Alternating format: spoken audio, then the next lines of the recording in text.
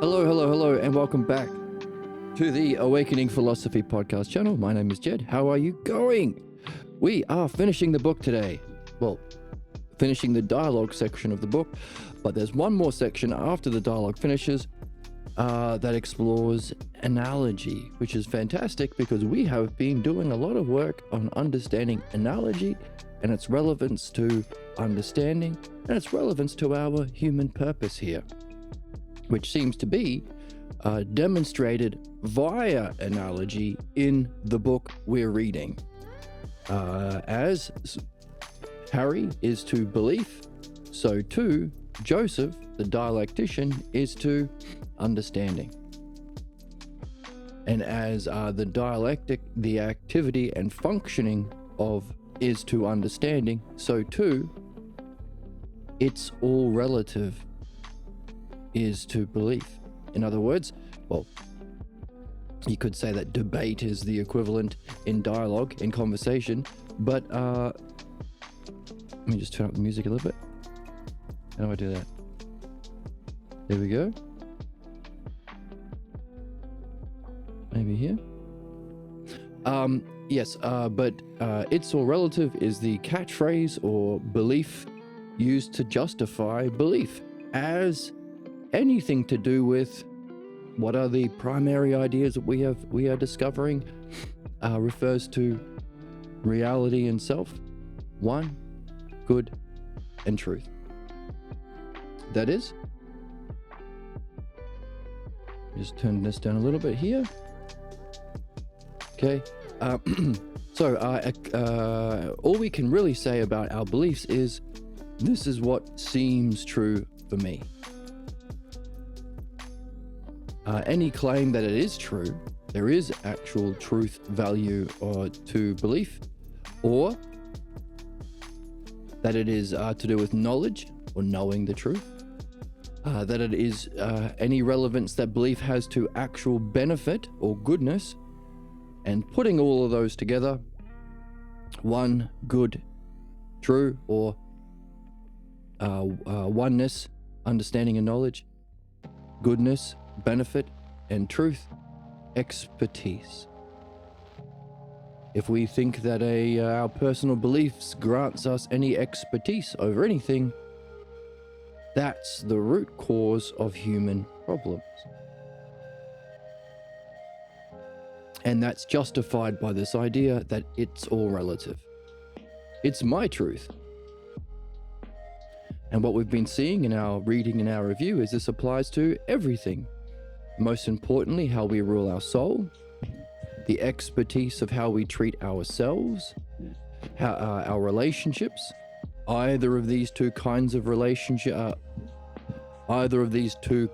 of ways of being and thinking, belief or understanding, can be the basis of relationships. Society and institutions. The institutions that sweep death and destruction, horrific injustice upon each other and the world, are all institutions where it's all relative is being used to justify belief as expertise. Conservatives. They have no understanding. They have no actual expertise. They have their own personal opinions. Capitalism. Billionaires who control the economy and the wealth and resources, only personal beliefs, no expertise. Religion, same thing. So all of the institutions where we allow belief in place of actual understanding and expertise can only do harm. And we've seen that because belief can only do harm, the desire to do harm becomes the standard for excellence. Look at me, I can harm the most. As a surrogate for actual knowledge and to be able to act artfully to benefit. And therefore, the desire that believers have to seek that as their surrogate model of a knowledge or strength, sadism. So, it's all relative isn't just a charming catchphrase that we hear a lot to justify crazy Aunt Betty's belief in astrology or belief that if she prays to whatever religion she's in, that her kitten will get better or something. No, it's the justification behind the worst kinds of human injustice, torture, abuse, and horrors. And also absurdities. Absurdities when you can make fun at it. Making fun at the absurd implications of false beliefs. Well, that's humor, isn't it?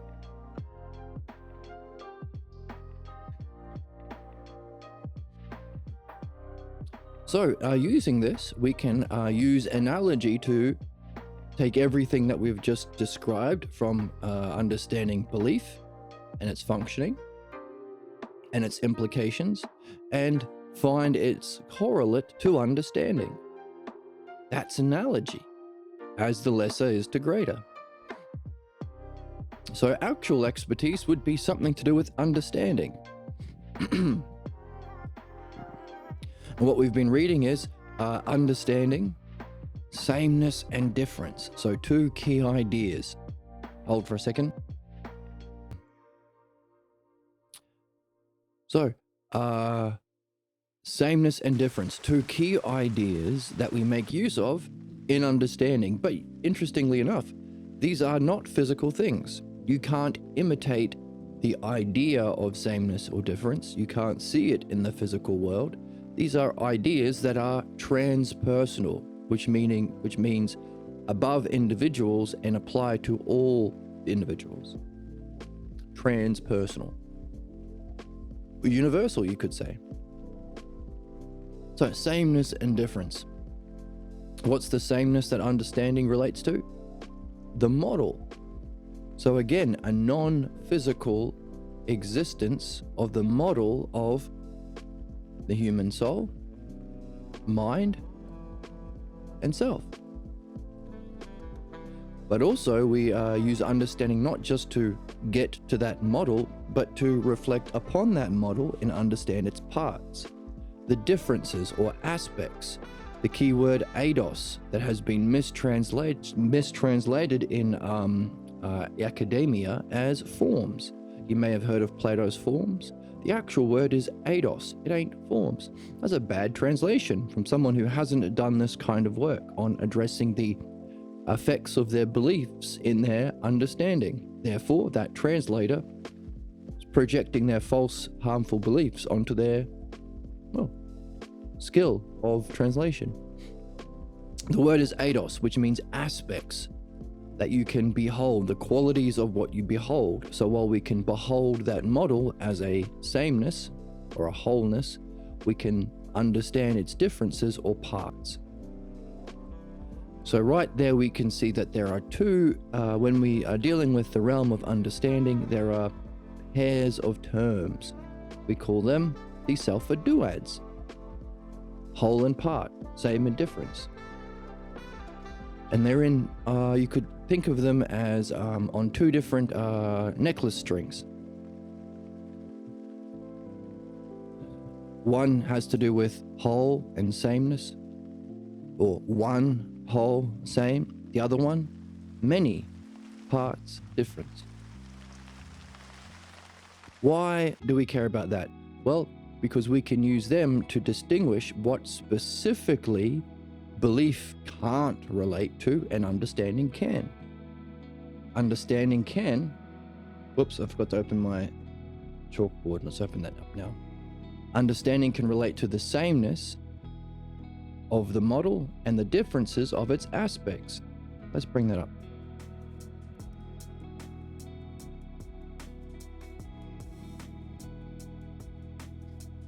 Here we have our model. Over here, understanding can relate to the model or the sameness, the greater idea of sameness. Whereas belief can only relate to the lesser idea of sameness. Doing the same thing that I've seen with my physical senses, imitation or copying. And that's all it can relate to. Because in the physical world, we'll have different people with different levels of development or different illnesses. Let's use the doctor analogy. Different bodies with different illnesses that the doctor has to use his understanding to know the model of the healthy body, number one. Number two, understand its aspects. And then number three, use that to benefit or relate to the differences in the lesser realm. So the higher realm, the universal truth about health, and the lesser realm, the specific physical world differences as people go through their stages of development. Of the soul, because we're using the medical model as an analogy. As we go through our development of our own soul,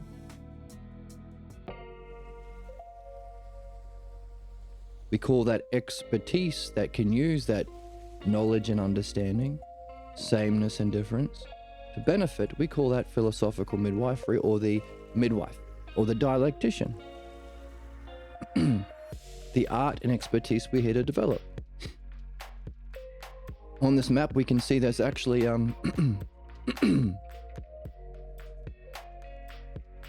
one more step.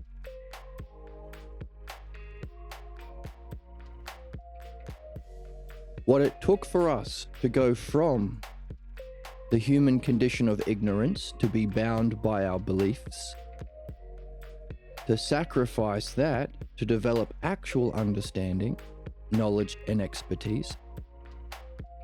Everything involved in that activity we can then apply to this eternal model of mind to double jump to its higher level. Because even this model has to have a cause. Even this peak experience has to have an experiencer. Even this highest reflection of self has to have that which it's reflecting. Even this greatest kind of creation has to have some sort of creator model, or creator, artisan.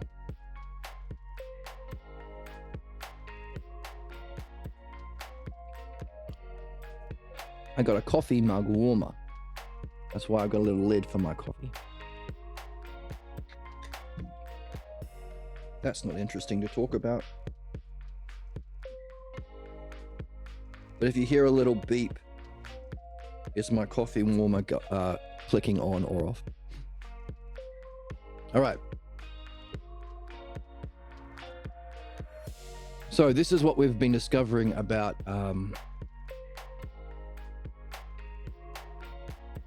understanding and belief, and how one is an analogy of the other, or belief is the lesser version of understanding, which is the greater. But of course, analogy, for there to be a greater and lesser, there has to be an ultimate. And we have been looking at our ultimate goal as well. So, we have come to discover that how this pen will work.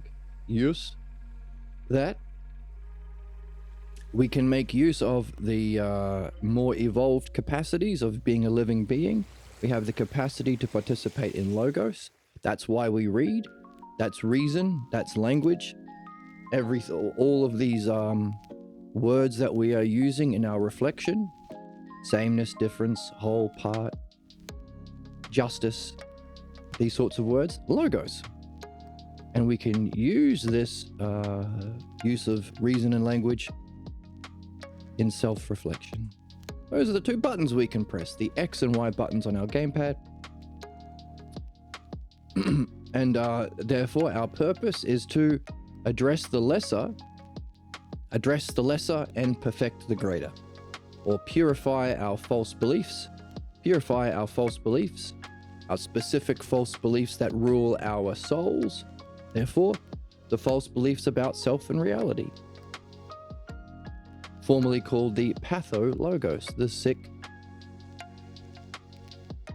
beliefs, sick reasoning. And as we're using a video game analogy, that would be Mario crushing the Koopa Troopers. Crush dem turts, perchance.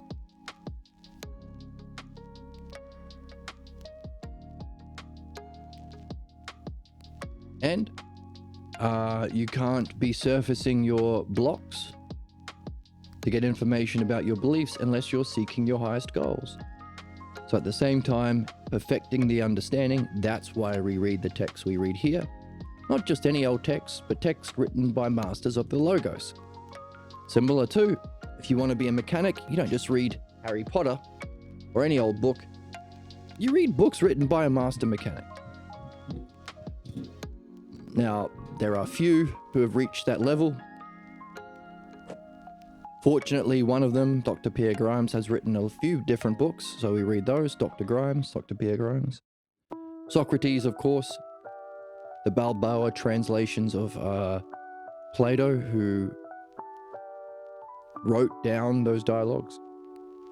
And Homer, once again, not Christopher Nolan's adaptation or interpretation from a bunch of old crappy translations, but the Balboa translation. Once again, you need the key words. You need the key words and the key structure in order to solve the puzzles. Therefore, we need a translator who has gone through this very activity, addressing his, because not only to remove his false beliefs that will get in the way of a good translation. We don't want the translator to project his own beliefs and opinions onto the text. But also, how easy would it be to translate a medical textbook if you know nothing of medicine? So often translators are not philosophers. Meaning they're not doing B-term as well. They're not perfecting their understanding of the text, of the terms, so their translations are garbage. I mean, we could be polite and say something else. Entertainment. So, the lesser, the greater, but also, hey, as we go through that process, we can reflect on what reflects into the greater and then into the lesser. For there to be a false and the truth, what's the model of trueness itself? What are we doing? We're picking out the key terms. So, as we also have written on the board, this is a bit of a review to get started, but it's important. Here are the terms that we're making use of. The basketball team with the captain oneness. Whole, part, same, different.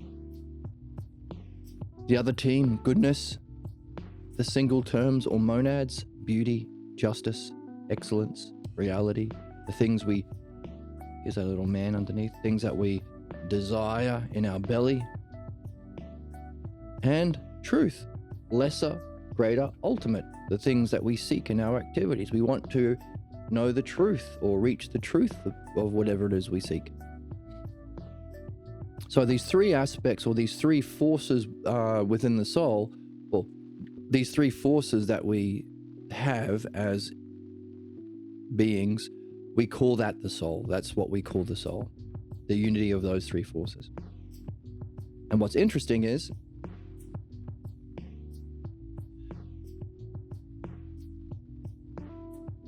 what they each seek are the three highest descriptors of mind. So our desire really desires the same thing. Our outward seeking really seeks the same thing. And our desire to understand or unify in understanding is achieved in the same activity. Isn't that interesting? There is a unity or rationality within our own psyche. Hooray! That's so funny. Yeah, it's kind of funny. Oneness, goodness, and truth.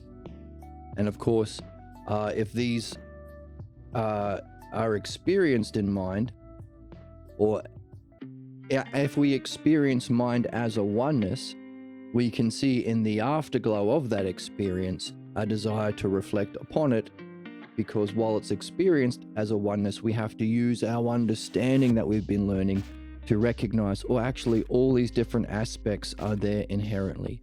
The inherent logos within the ousia, the inherent rationality within the experience. And of course, that last activity, we said, hang on a second, if we can use oneness, goodness, and truth to describe mind, these are themselves adjectives. What's the noun? In other words, our movement from belief into understanding is asking the question, hey, that beautiful person or that just football game, all these words are adjectives. Where did I learn them? If I've only ever seen wholeness, or if I've only ever seen a physical object described as beauty, I've never seen beauty itself walking along. And at no point did I do a college course in what beauty is. How did I recognize beauty my whole life? A beautiful person walks down the street, instantly grabs your attention. How does that work? We could say all of these things. Hang on a second. Do we see wholeness? When I hold up this chicken, do you see a whole chicken? You don't see its butt. I'm a comedian too. Okay, Emma's a comedian too. Because I said the word butt. She found that funny. I have a massive library of spank material. What? Okay, that's crazy. Gooner bait. You could be a gooner. All right, calm down, Emma. You don't see his butt. You infer the butt.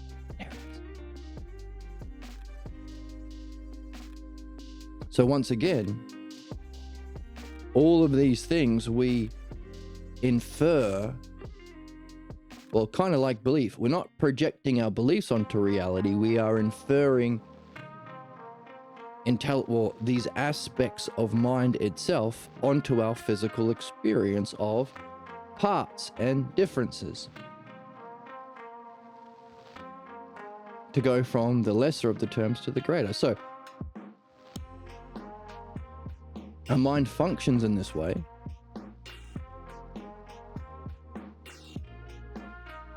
It's my coffee.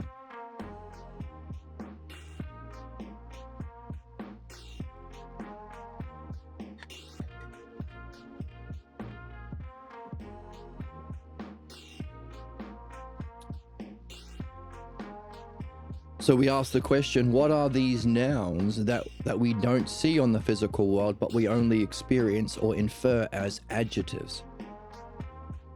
They're descriptors, but what's the substantive that we use as a descriptor? That brings us to mind. Whole and part, beauty, justice, itself, the greater version of justice. But then we can ask that same question, so everything that we use to get from the lesser to the greater, we can then double jump or apply again to the ultimate. Hang on a second, aren't we using self as a descriptor, beauty itself, not a beautiful puppy or a beautiful painting in the physical world, beauty itself, justice itself? Hang on a second, oneness in this team. Isn't that ness meaning it's an adjective?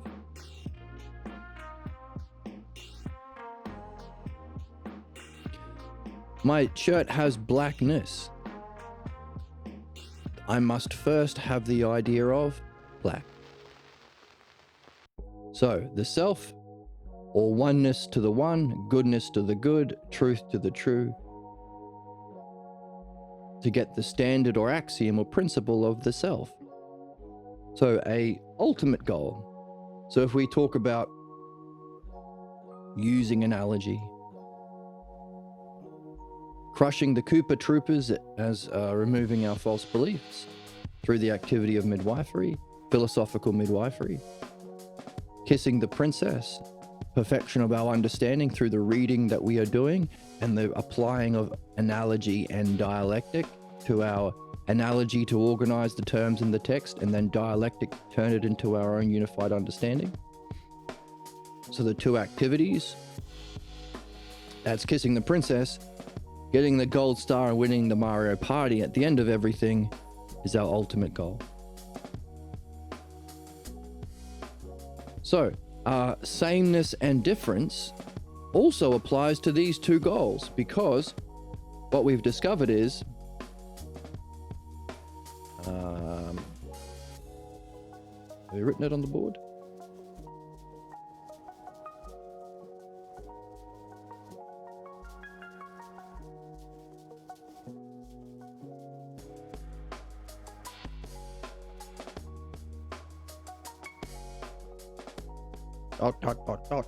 No, you haven't. Okay, so sameness and difference once more.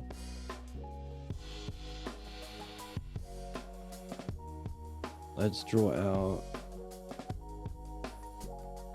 X and Y gamepad.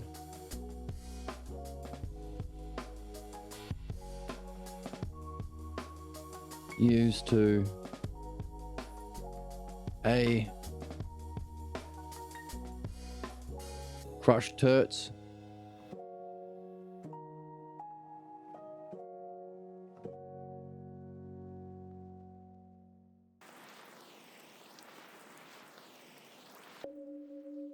And B, kiss the princess.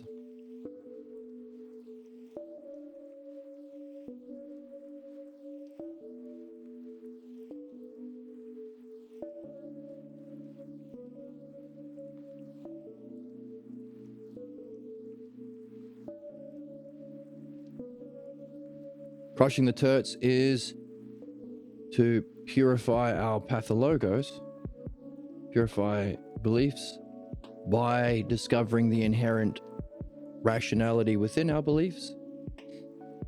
Requires us to deal with the sameness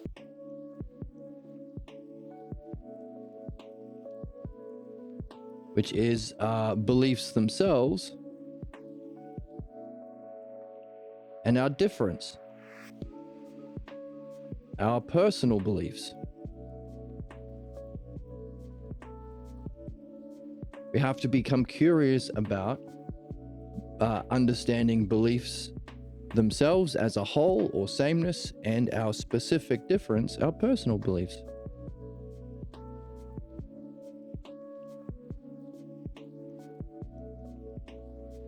That's becoming pregnant with a question. Because it's not just about knowing the truth. There are stages of development we go through, like stages of development in a pregnancy, giving birth to the fetuses we must eatuses. Those ones, getting rid of false beliefs we carry that are sick births, sick deliveries. Just as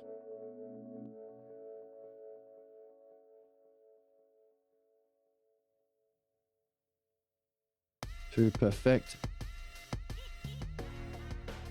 our understanding requires similar sameness and differences. The sameness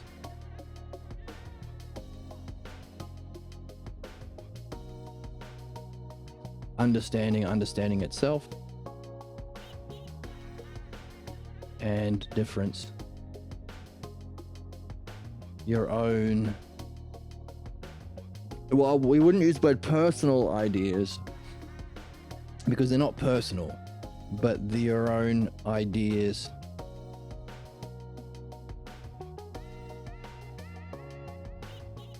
should we use the word personal? Because ideas are not personal, but how about specific ideas? Specific, that's not how you spell it. Specific ideas.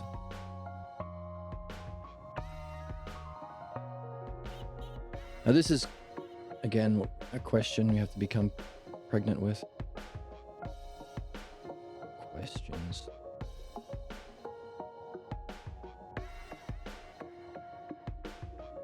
This also highlights the analogy. The specific to the general, the difference to the sameness. And then, of course, applying both to the self.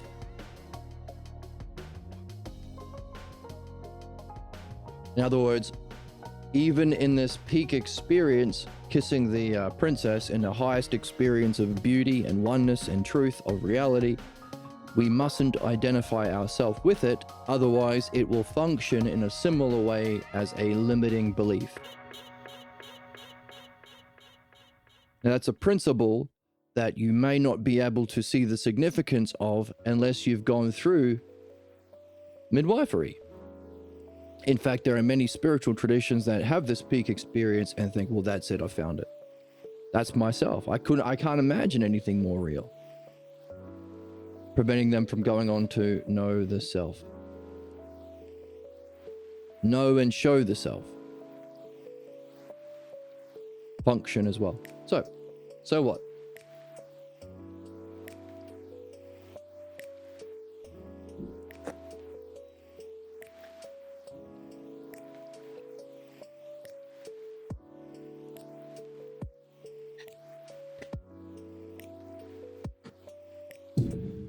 Whoops. What's that noise, man? I beeped a bunch of times. Why?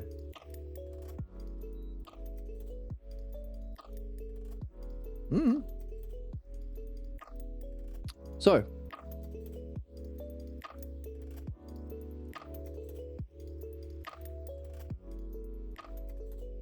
we have been discovering the activity for doing this. Understanding, of course. It's the same color. We want a different color. What color? This we do in our reading.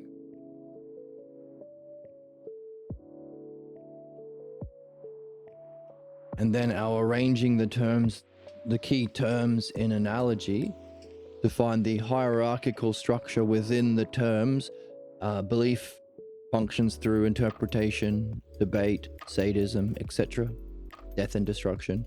Compared to understanding, its functioning and critical thinking, its activity through the dialectic, its resulting harm, unity, goodness. But also to find the missing terms that we puzzles yet to solve in the text, analogy. And then the key ideas we put into the dialectic.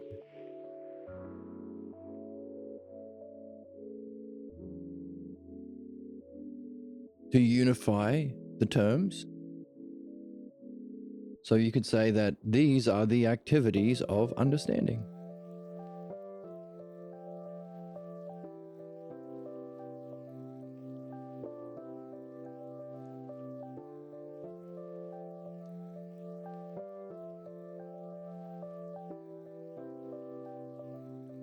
So our question is, how do we, if we must be at the same time, so along with this, because it's not just truth, it's truth and humanness, this will also be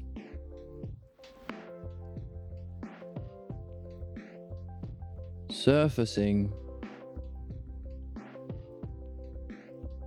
counterattacks. It's all from the book, from our work on the book, demonstrated in the book, seen because we were doing analogy and dialectic. Counterattacks of your own personal beliefs.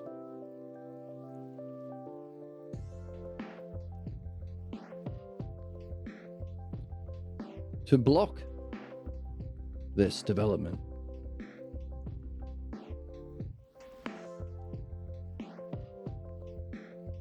So we can collect the terms, the kinds of thoughts that come up, the kinds of negative thoughts, feelings, distractions.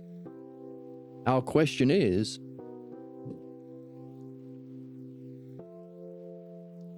if this is one expression of what we are here to do, what's the equivalent for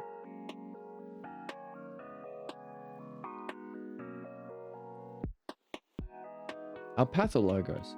if this is the activities of understanding or the logos,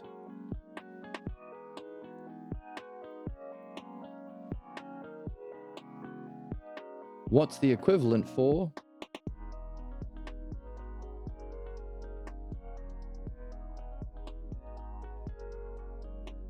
pathologos?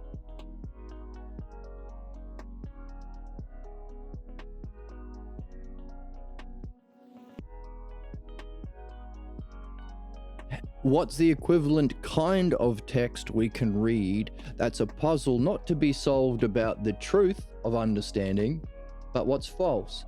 So if up here, these activities are to reach, use a different color, looks the same as the other one, to reach truth, what's the equivalent for surfacing and addressing or purifying what's false? This is, to answer this question, we look at, well, why have we at every step of the way been asking the question, encouraging viewers to take everything that they have been learning about reading and applying it to their dreams? That's our question.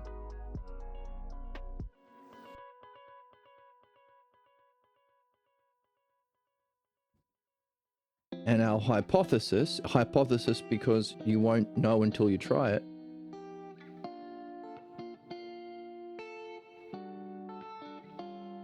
dreams.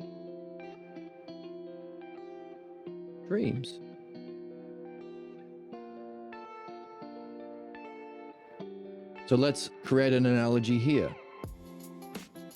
As the text is to us learning a new kind of reading,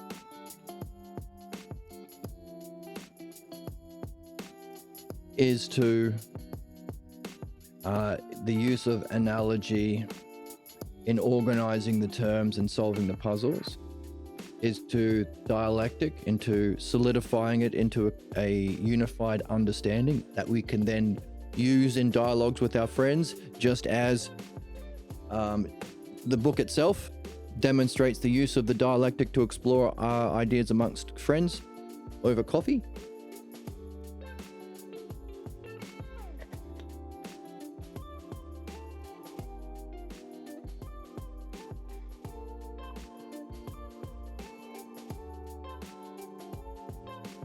Oh, it timed out. I was thinking that's not very hot. Looks like my coffee warmer thing has a timer.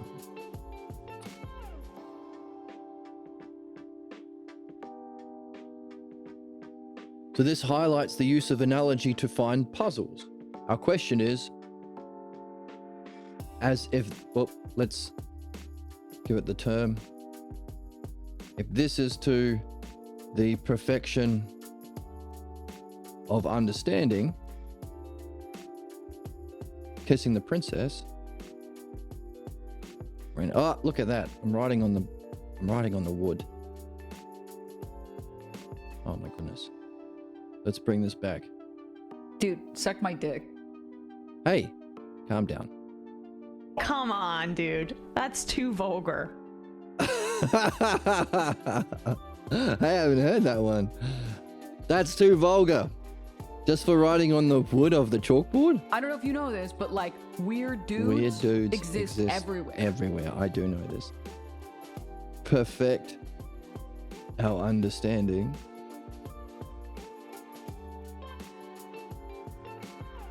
This is how we can surface puzzles. Our question is, so if this is 1, what's the equivalent to... Actually, let's put this at the start, because we have this term already.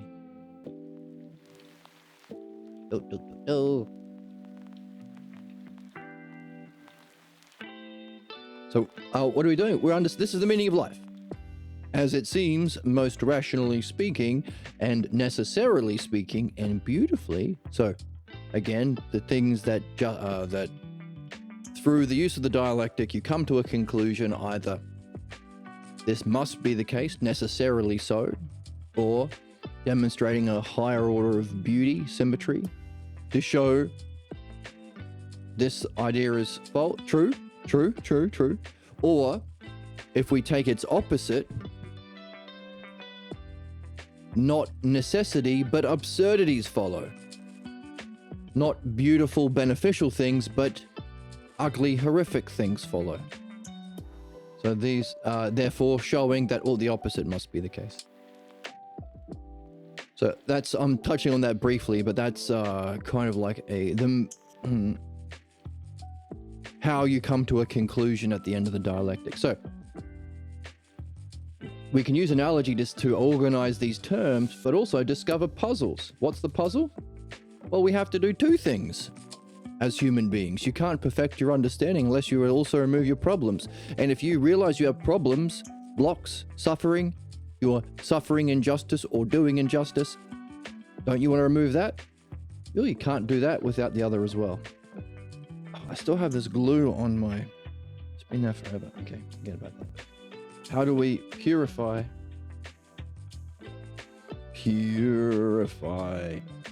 our beliefs?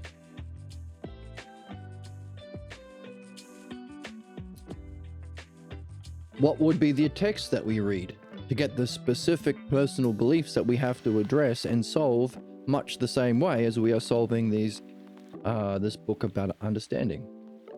What's the equivalent to reading? And how do we use analogy and dialectic? Our hypothesis is, well, we have dreams. As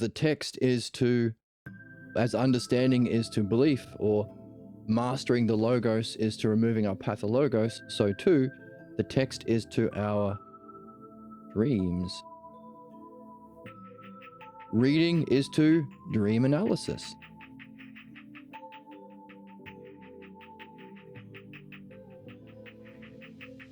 Running out of space. Move on a little bit.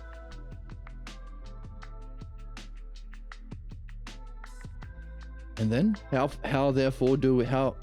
do we then therefore use analogy and dialectic in dream analysis as the two things we have to learn how to do that we can apply to our dreams to remove the problems that we have and blocks that we have to our meaningful goals, the development of our soul, both in this lifetime and beyond, our development of understanding, which is not just education, but transformation, and also is the nature of spirituality, because it's the path to development into mind, higher states of cognition.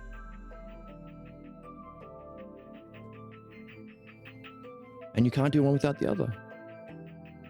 Therefore,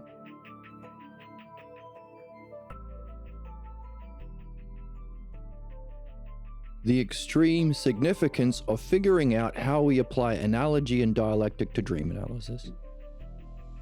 Necessary for our understanding and necessary for removing our problems. Necessary for our perfection of justice and our removal of any injustice we are doing to ourselves, our loved ones, or others. Both of which needed to catch the star. Win the star of the Mario Party, know and show the self, or to quote Socrates, free ourselves from the chains of our problems and the prison of reincarnation, which is talked about in the text we're reading.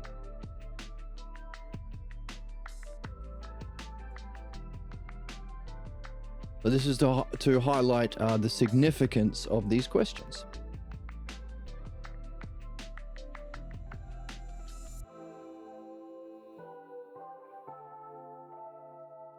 This one and this one. Sig, Nif, E, Cant. Pardon me.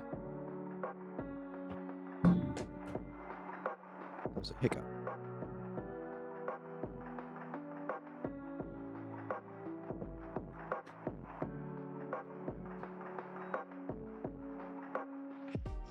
Yes, kind of keeping it warmish. Significant. So we've spent a couple of weeks really are doing our best to see if we can devise a model and structure for doing that.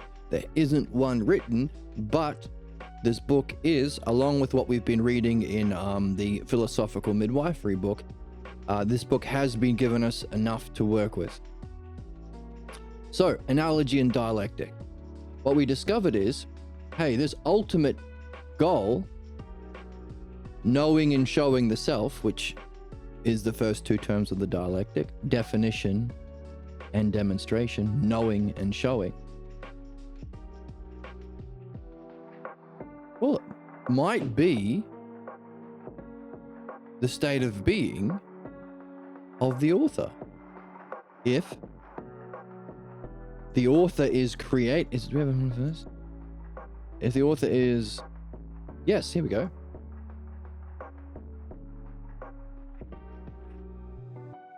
We'll do another one. If the author is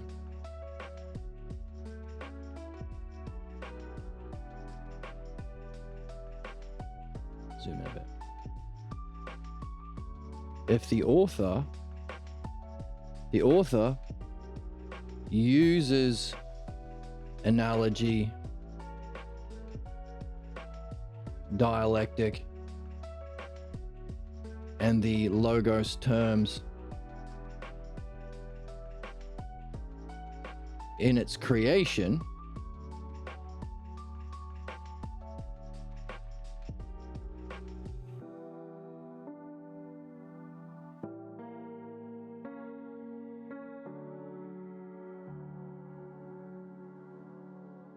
but we as the reader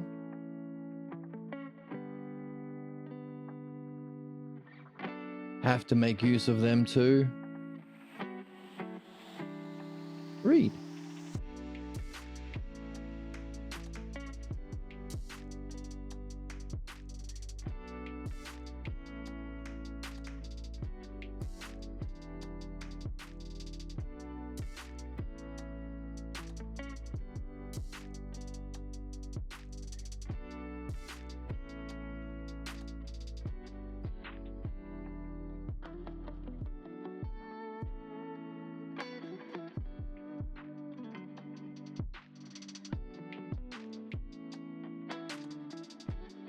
Which allows us to, through that mean term, C term,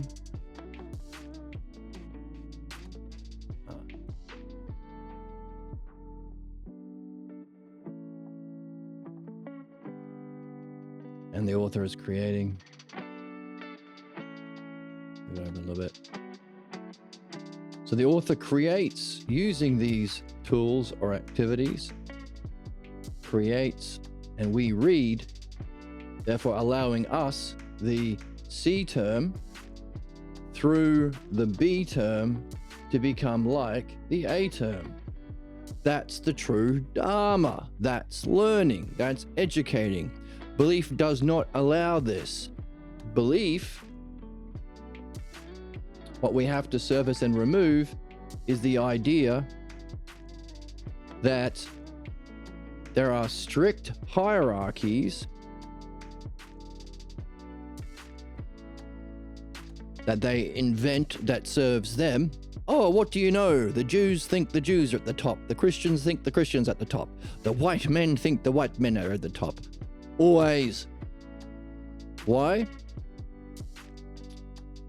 So these, they invent or project their their hierarchies, or sick pathologos hierarchies, onto reality,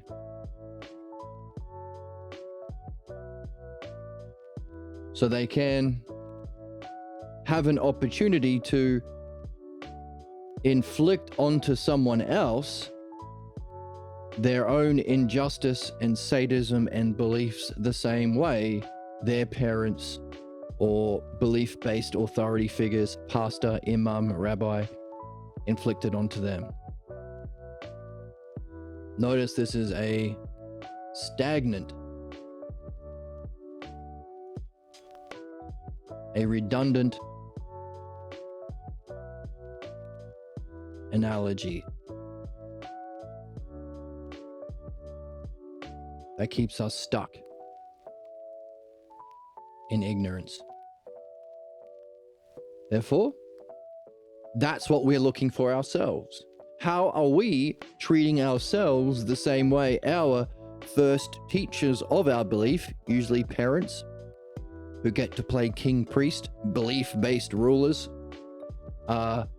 whether we like it or not? So this is difficult. It requires a high level of intelligence and integrity to do this because, well, if this simple analogy is the root cause of all human bloodshed and injustice and floods of blood to be flowing through the history of humanity, it's not just a simple idea of telling people. In other words, people are loyal to this. That's ignorance. Not my beliefs, not my religion, everyone else's. That's the issue. It's not just truth, it's our human loyalty to it. We have to find why we're so loyal to our own barbaric ignorance. This analogy. So we have to look for that in our dream. When are we stuck in a cycle? This redundant cycle is the cycle of problems. Cycle of human problems. Now, it's also good to be aware of this in your everyday life, because dreams tell you about the problem that you are living out through time in your everyday life. Look for when you have a problem, not just I lost my keys that one time. No, when's a problem that keeps coming up? Most essentially when the goal is meaningful or beautiful. Because that's when it's likely to surface. Cycle of human problems.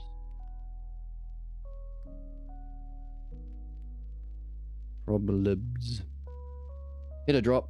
Spit on me. I will not spit on you. Goon. You're too much of a gooner today. Ah, fuck.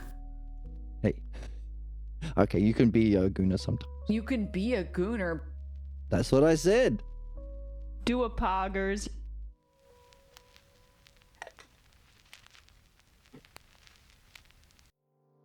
Cycle of human problems. So we're looking for that. Not to be embarrassed about it or ashamed about it or feel blame or guilt about it.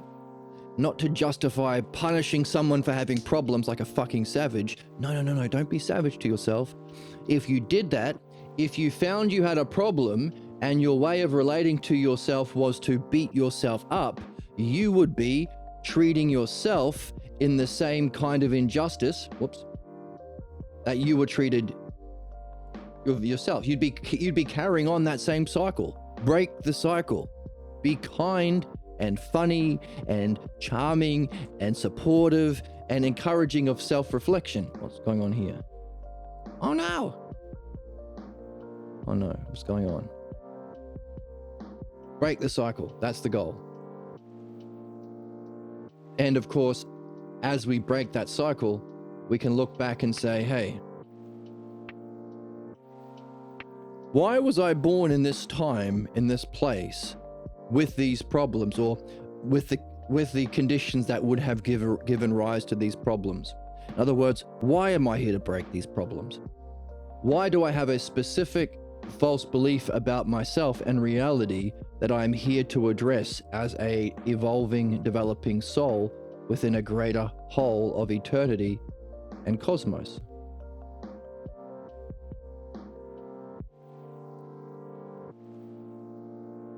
Therefore, as we go through this as individuals, specifically, we always can wonder about the whole.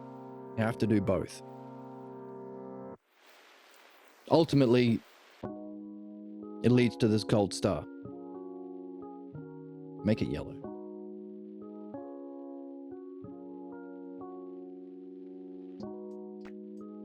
Why do we have these problems that demonstrate what the self isn't, and the kind of life you will lead, the kind of injustice you will suffer, the kind of injustice you will continue to perpetuate in that cycle?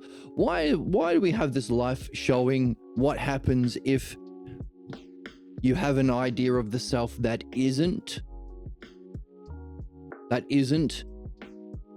doesn't exist? Equally so, as we perfect our understanding and have our peak experiences of mind,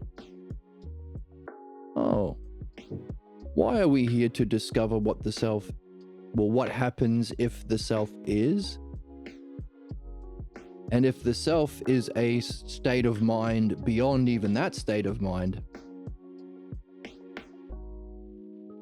why is it that experiencing and developing what the self isn't, learning about the self by experiencing and understanding what it isn't, and learning about the self by understanding and experiencing what the self is, are neither the self, but can lead to what? Understanding. Why is that the case? Why are we here in this game if all we are learning about in these two ways, if it is and if it isn't, about the self, that is neither? It isn't is the cause of is. It isn't. That's the worst. That's the garbage.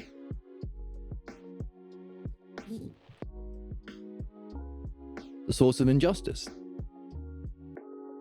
And we're at a stage of humanity ruled by its or relative that justifies this belief as knowledge, truth, and benefit.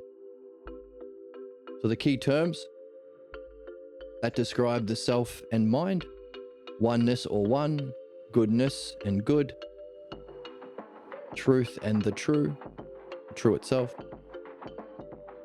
It's all relative and say, hey, yeah, if it's my truth, hey, it's my belief that it's good to kill Palestinians, it's good to enslave people under capitalism, it's good to imprison them under concentration camps by conservatives.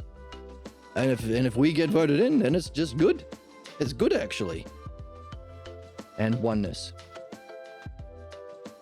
It's expertise. It makes me an expert. I should have $1 trillion. I'm as smart as Tony Stark, says Elon Musk. I'm as smart as George Washington, says Trump. I'm as smart as Jesus, says the Pope, or whatever. So any claim to expertise, benefit, or truth. And that's the age we're living in. That's why the world is so terrible. In society, in human society, we have not seen the difference between the cycle of human problems and A is to B, not as A is to B, but as B can therefore teach C. That's human excellence represented in a simple analogy or equation. I'm gonna sneeze.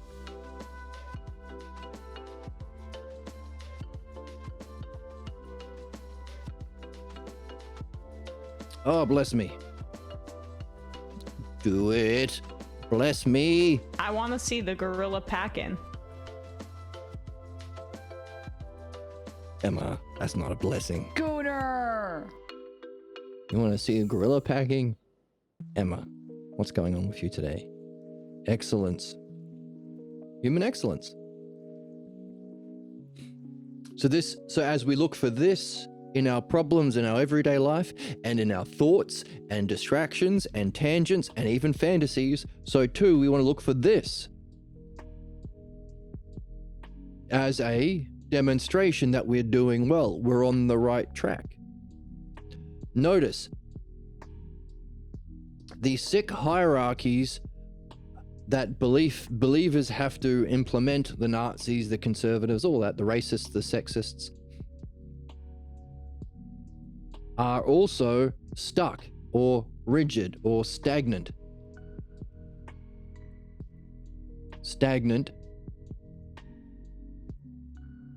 or what we call rigid hierarchies. They say, well, you can all be trillionaires if you pull yourselves up from your bootlaces. That's a code. It's impossible to pull yourself up by your bootlaces. They are saying you will never be a trillionaire. If you've got two brain cells rubbed together, you will realize that our saying, pull yourself up by your bootstraps or trickle down, doesn't make sense. Rigid. Is there a D in rigid? Is there two D's in rigid? Rigid. I don't think so. Rigid. Yes, I got it right. Thank you to me. Stagnant or rigid hierarchies. Why? Well, so they can play out their problems with impunity. Which means that the lesser... Oh, it's a bit hard to see. The lesser do not become the greater. You are born a woman, you are to be a slave. You are born poor, you are to be a slave. You are born non-white, you are to be a slave. You are born non-Jewish, you are to be a slave. Or Christian, or Muslim, or Mormon with their crazy gooning. With their soaking. Goon. Goon. Okay. Whereas, so we call that oppression. Oppression. Or subjugation, or enslavement, or tyranny. Tyranny.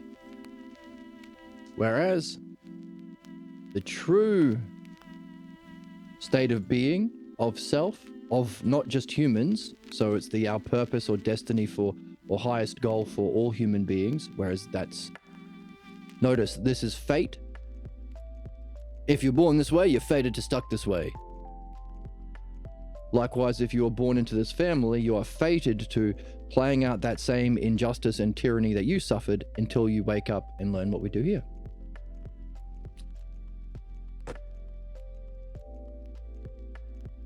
Fate. It's actually stayed pretty warm over the hour. Not bad compared to what I'm used to drinking cold coffee. Cool. Not bad. I give it a thumbs up. So what were we talking about? Oppression, tyranny, rigid hierarchies. Whereas human excellence. Right. So that's fate, and the word is destiny, and I know that there are some terrible people who are using that word, and so they can go to hell. To them we say... They're completely lying to you. They're completely lying. They're completely lying. I'm gonna get you. I don't know why. Yeah, I don't know why, but I am gonna get you. That's fine. So our excellence, our purpose, not just. So notice this is transpersonal. To function within this analogy is therefore the purpose of all human beings, but not just all human beings. It's a principle that's universal, all life.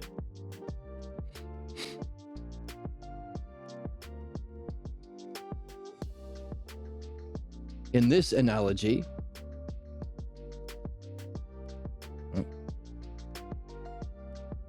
it specifically functions so that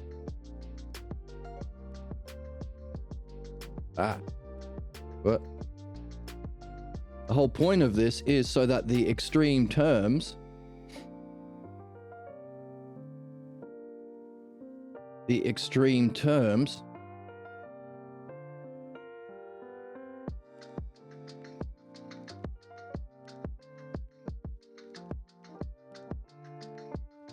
can connect, or the lesser becomes the greater.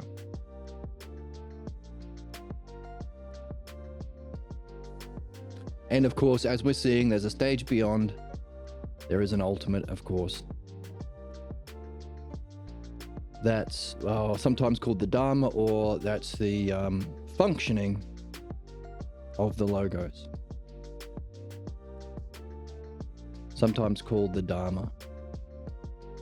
So, if beliefs function through tyranny, what's the name for excellence?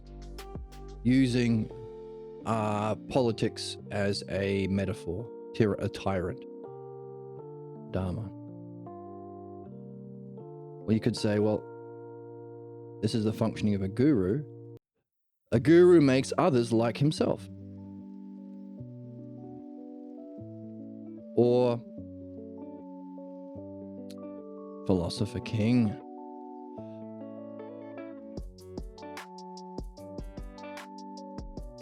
That's the term, or king or queen.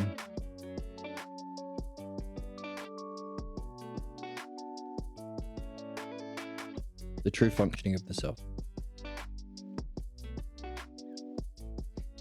So these are the two goals that we are moving towards, either in fate. Oh, what color? Yeah, fate. Or our purpose. I'll write the word destiny, who cares? There's a terrible content creator who calls himself by that. I don't like using the word usually, but I will because we need to take it back. I am claiming it back. Destiny of all man, destiny of man, all life.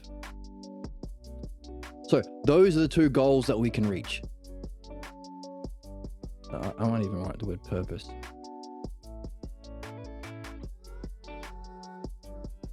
So, those are the things we're looking for. And also we can therefore use these two things if there are these two primary functions through time, making sense of the world, making sense of your goals, making sense of how to reach your goals in the world, making sense of what you think is good for you, either through belief or understanding. We can take these two analogies, A is to B as A is to B, or A is to B as B is to C, and say, oh, that's the life. These are the two kinds of lives humans can live. The two kinds of relationships they could be in. Are you treating your partner as your dad treated your mum? Do you switch roles every now and again to spice it up, to keep the drama interesting? Or are you united in a love of understanding, seeking a transpersonal goal that you can both reach together, and in doing so, develop understanding, solving problems, not playing them out, reaching excellence, not blocked from excellence.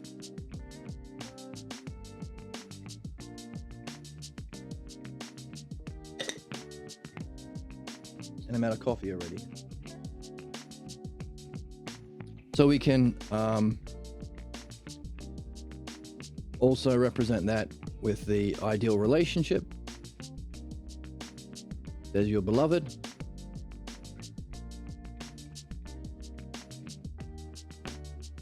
There's you.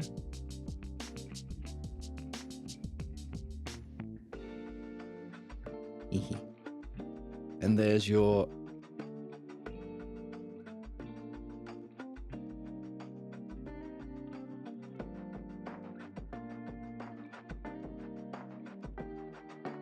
shared ideal. So an ideal relationship is a kind of threesome.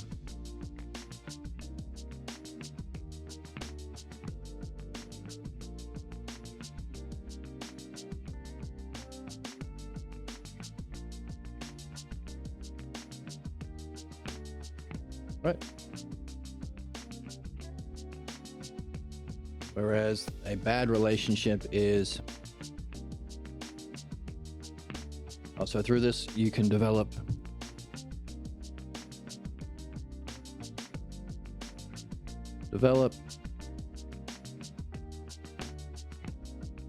is it all relative? That's the question. What do you think? Develop understanding to reach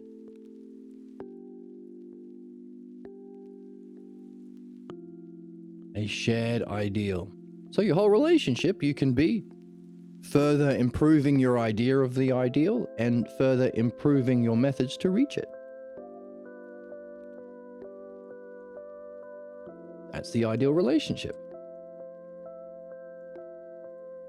Whereas the other kind of relationship human beings who have not discovered what we're doing here are in,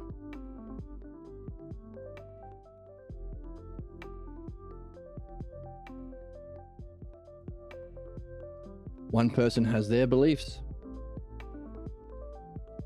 and one person has their beliefs.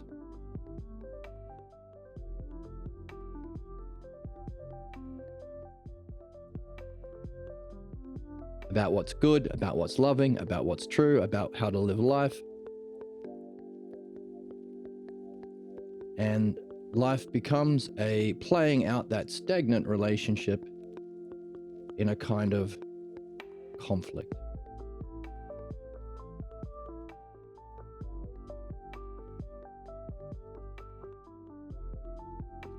Conflict of ignorance.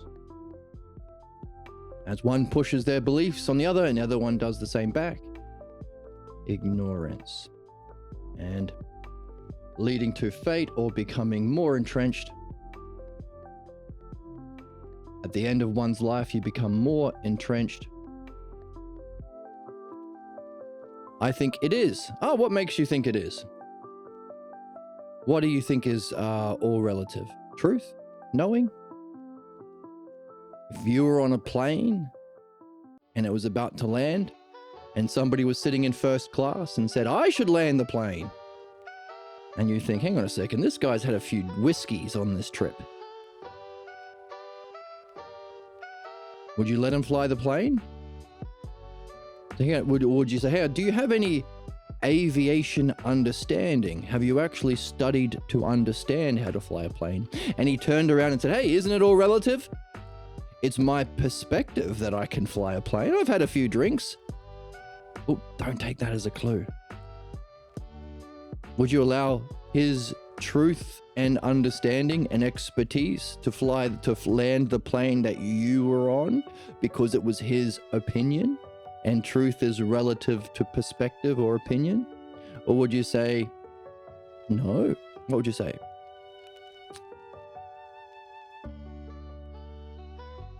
In the scenario that I gave you.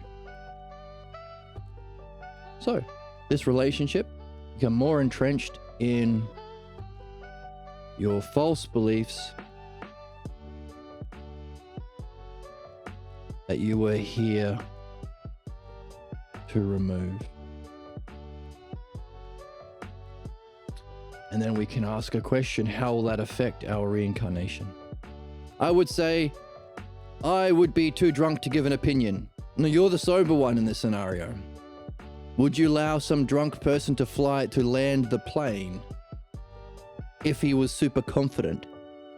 Maybe he was a rich man, they're confident. Because he says to you, hey, truth and understanding and expertise is relative to personal opinions. And it's my opinion that I'm the best pilot in the world. Or would you say, what would you say to that person? If you were on the plane, notice in this hypothetical scenario, I'm setting it so you can't run away. A lot of people, when asked questions that cause them to reflect on their beliefs, bitch out like a little baby. But in this scenario, you can't. You're on the plane. Can't bitch out and say, oh, I don't know, maybe, or whatever. That's the significance of the scenario. No, the question is, will you allow him to land the plane you are on? He said, I've got no understanding or knowledge of how to fly a plane or land a plane. I've never been to pilot school, but I have the belief and opinion that I do. Would you say, well, everything is relative to beliefs and opinions in that moment? You would. You'd let him land the plane that you're on?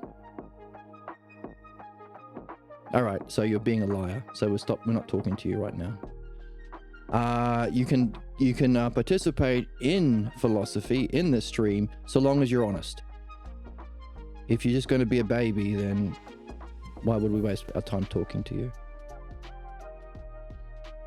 If you want to be honest, we can talk. Otherwise, you know.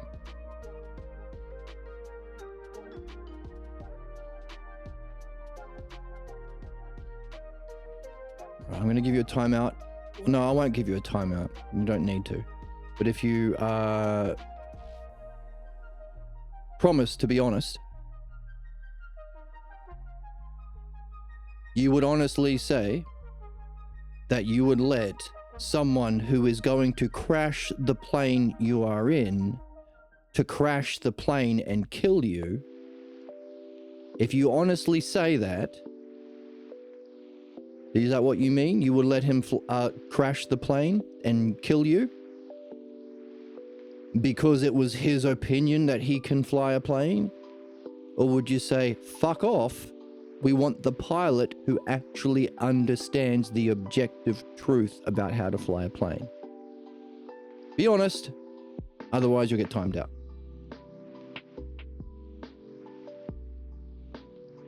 So, in this kind of relationship, I would rather that only because I could not fly it myself. What are you talking about? The options are let the pilot land the plane, like as he was supposed to, or let some drunk idiot land the plane because it's his beliefs and opinions and feelings that he can do it.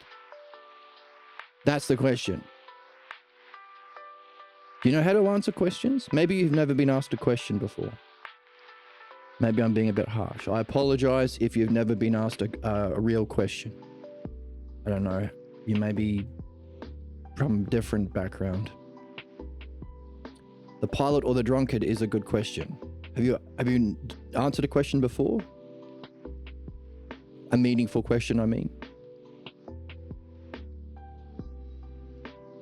So if this is the kind of, by the way, so we're demonstrating it.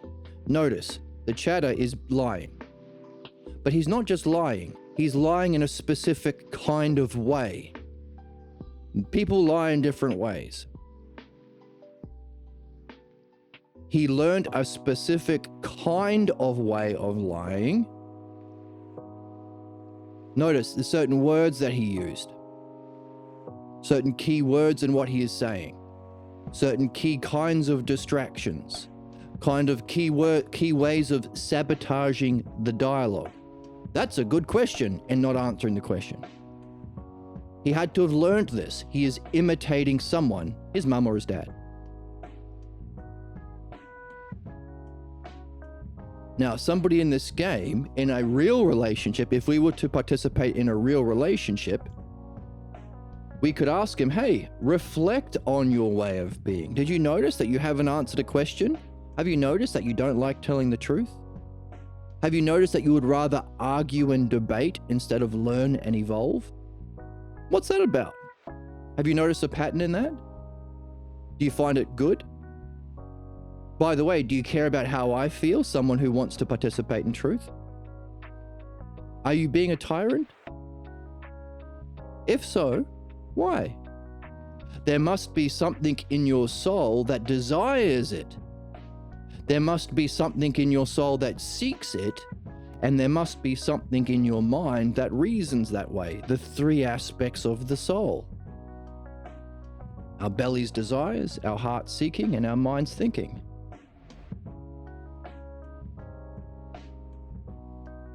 That's the sickness we are here to purify. We desire something that's bad. Someone must have convinced us it was good. We seek something that's false. Someone must have convinced us it was true. And we reason in a stupid way. Someone must have convinced us it was a smart way. That's the game. In a true relationship, you can remove those illnesses that keep you stupid, that keep you stuck, that keep you sick. The difficulty is only a few people at our current stage of human evolution want to play that game. because they're addicted to their beliefs.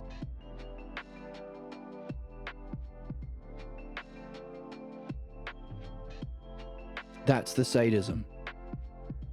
There has to be something that keeps us bound, that we go through cycles of reincarnation.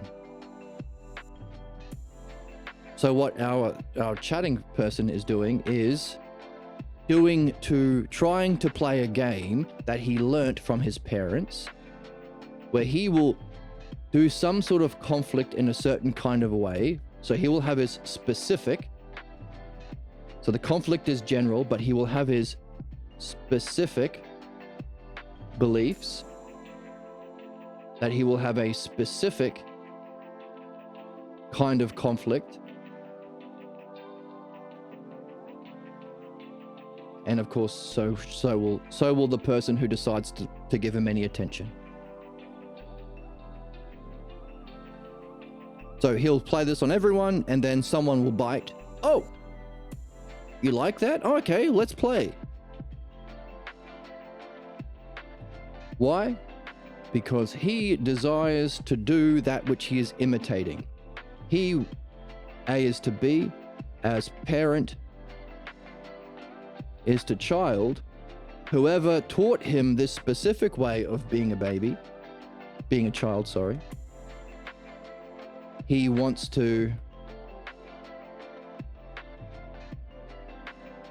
do unto a victim or unto a subject. Do to others. So that's the maxim that he's living. He doesn't know that he's living it because, well, I don't know. Not listening, doesn't care. Bad heart, bad head, who knows? Do unto others what was done unto you. I want to sit on daddy's chair. Which is why there are many people who support fascists. The people who support capitalism only do so because they hope one day to be the one with the $1 trillion with all of the slaves. People support religion only because they hope their religion will end up on top and they get to be the slave owners. People support MAGA and say, hey, Trump can murder people and rape people and do everything he wants because I want to one day do that. That's the nature of human ignorance. This is a very serious question for me. What's your question? No need to be hostile about it. This is not hostile. This is telling the truth. Interesting you find telling the truth to be hostile. What is truth hostile to? Beliefs. Therefore, have you demonstrated what we've been saying? By the way, is that a card that your dad would pull out against your mum? Or your mum would pull out against you?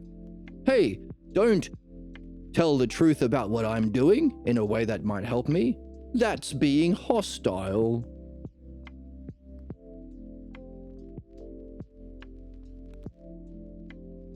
Aggression of the mindset.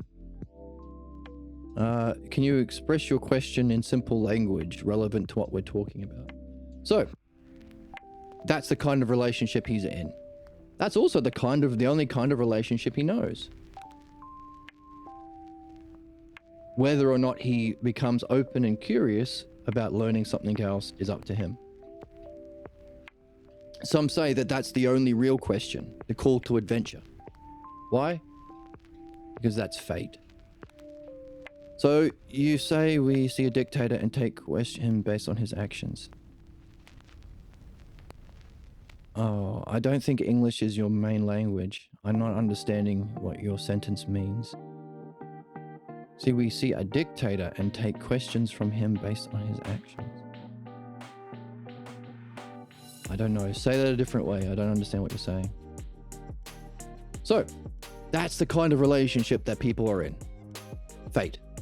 And we can ask the questions because we can take cues from his actions. Oh, all right. You're asking about belief itself.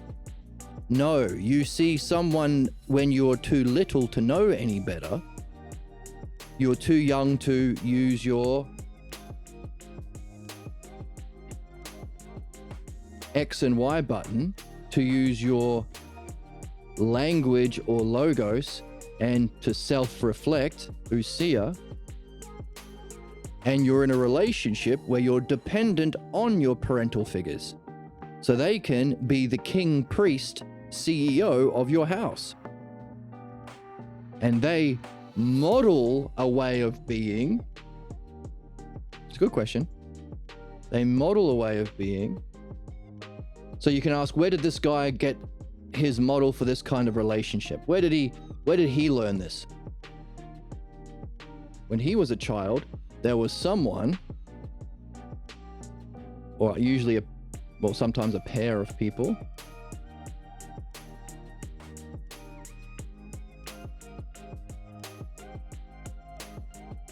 that treated you, everyone, when you were little,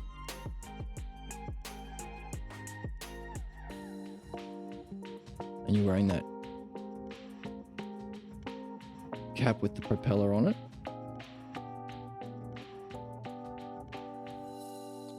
in a certain way that you took as a model, a physical appearance. Notice, not mind, physical appearance. Model for self and reality.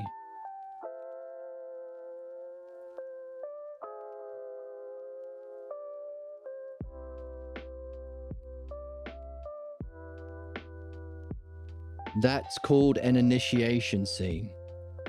That's a lesser imitation or distortion of a spiritual initiation scene. Why? Initiation scene. Why? Because this becomes the aspects of self and reality. Reality are, of course, beauty, justice, love, excellence.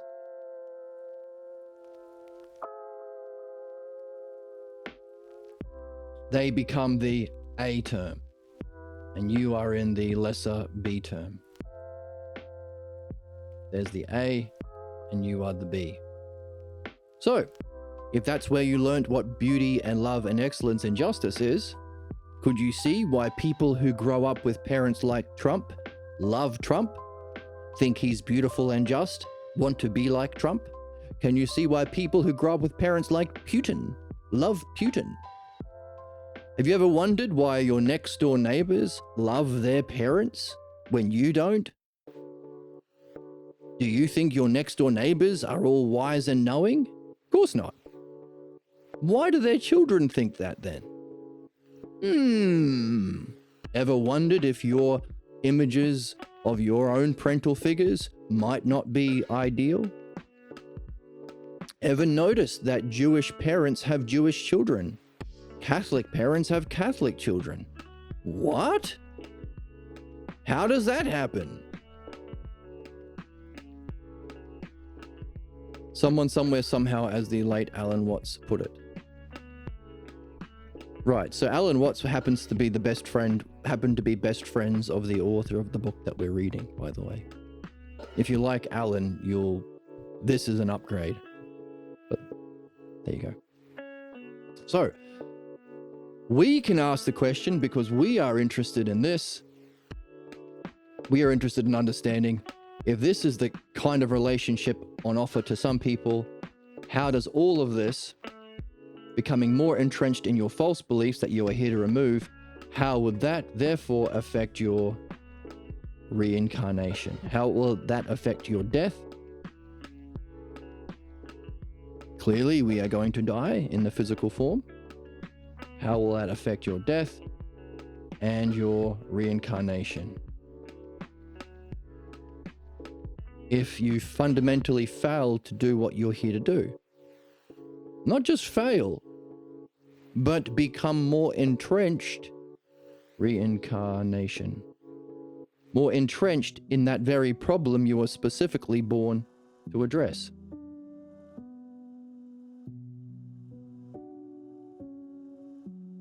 This is why debate's bad. Debate is this. Well, I have this belief, and I thought someone told me philosophy is about debating, arguing with people. It's not. That's fucking stupid. Well, my dad argued with me all the time. Well, he was stupid. Not my dad, he was a prince among men. Not my mother, she was a saint. Everyone had this kind of model. Becoming mature is recognizing that and doing something about it. Becoming a better model. Which can only happen in this kind of relationship.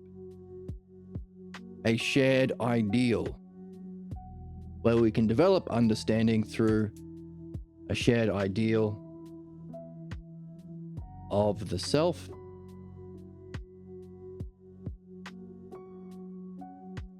through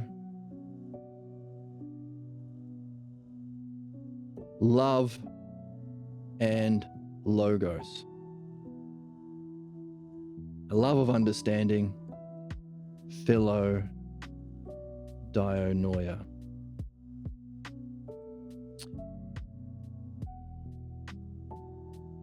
I'm sharing that live with Inspector Gadget level propeller hats.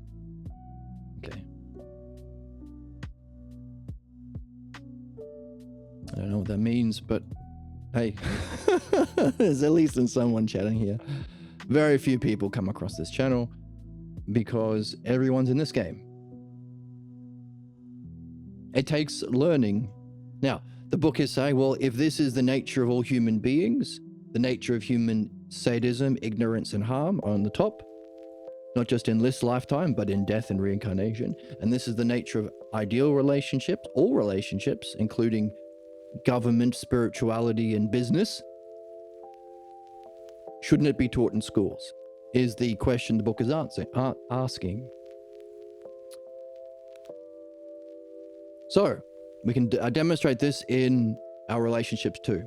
So our question is, what's the equivalent of, or how do we remove ourselves from this pattern, this trap, this prison of cycling of problems in these kinds of relationships that we inflict on ourselves and others, whoever wants to play, becoming more entrenched in our false beliefs we're here to address? How do we get out of that?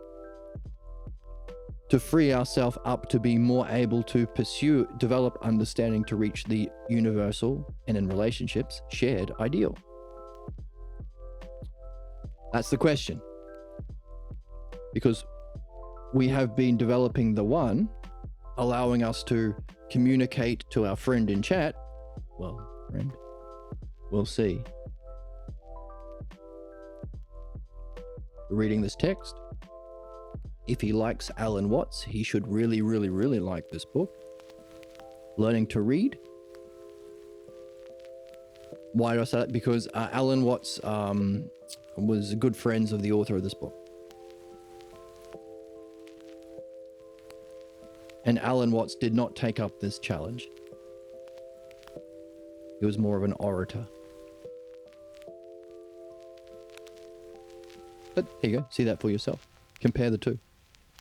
So, the analogies and dialectics we're using to read the book, what's the equivalent that we can apply to our dreams in the activity of dream analysis to free us from that? Notice, there must be something that binds people to this. The appearance of beauty, truth, wisdom, knowing of these figures. Just as the imitator of the surgeon copies the appearance of surgery, we want to know the truth. The truth.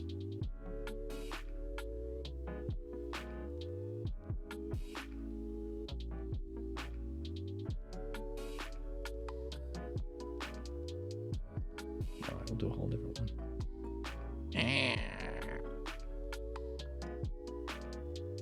Oh, Lord. The philosopher king or queen.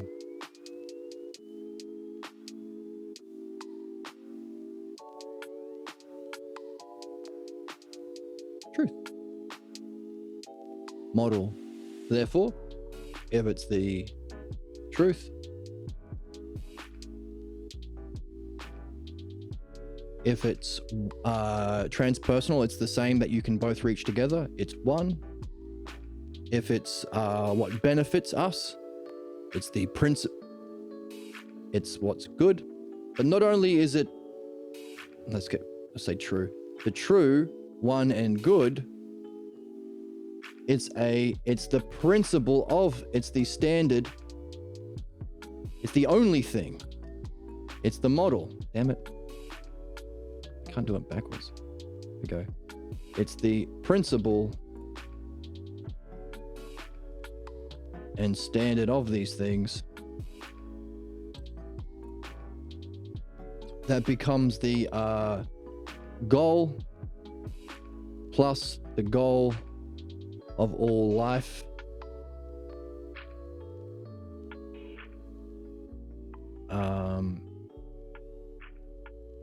At all times equals axiom. So that's the axiom. To reach through a love of understanding, a development of understanding, and a purification of false beliefs to reach this principle and standard of one, good and true, which is the self. Whereas the false axiom, do unto others what was done unto me. That's the fake or false and sick axiom that motivates the souls of others who are not in this game. Believers. So, thus the significance, further highlighting the significance of figuring out how to escape from that. What's the equivalent of analogy and dialectic applied to dream analysis? Why is that? Well, because this is a model of the ideal relationship. There is an author who created something that we can, in our ideal relationships, use that creation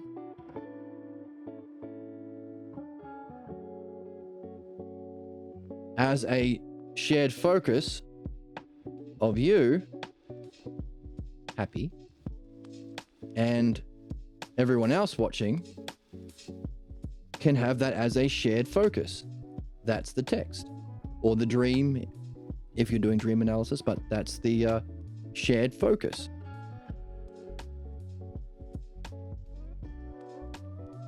Allowing us to connect and learn together.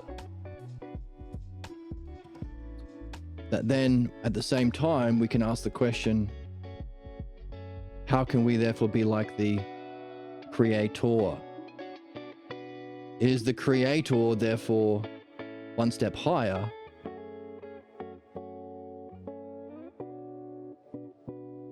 that we can equally look to as our ideal? We do both.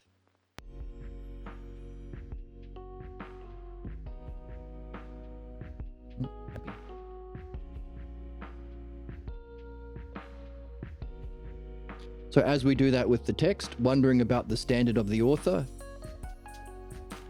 Alan Watts' friend, superior friend. So too, we can look at his work. Now, how do we apply that to our dreams? Why? Well, we have to find a text that we can read in a different way that's not telling us the truth about understanding and the transpersonal, but our specific version of our false beliefs that we are here to uncover and remove. How can we do it? If we are in this sick relationship, treating ourselves the way we were treated, in relationships that support that, how do we learn what we are blind to? How do we discover what we are specifically blocked from discovering? We are therefore ignorant. Realizing you are ignorant about your false beliefs about self and reality that are the cause of your problems is a good thing. Philosophical ignorance is the first step. Very few people are happy to admit they don't know something. especially in a society that rewards bullshit artists who pretend they know shit they don't. So it requires courage and character.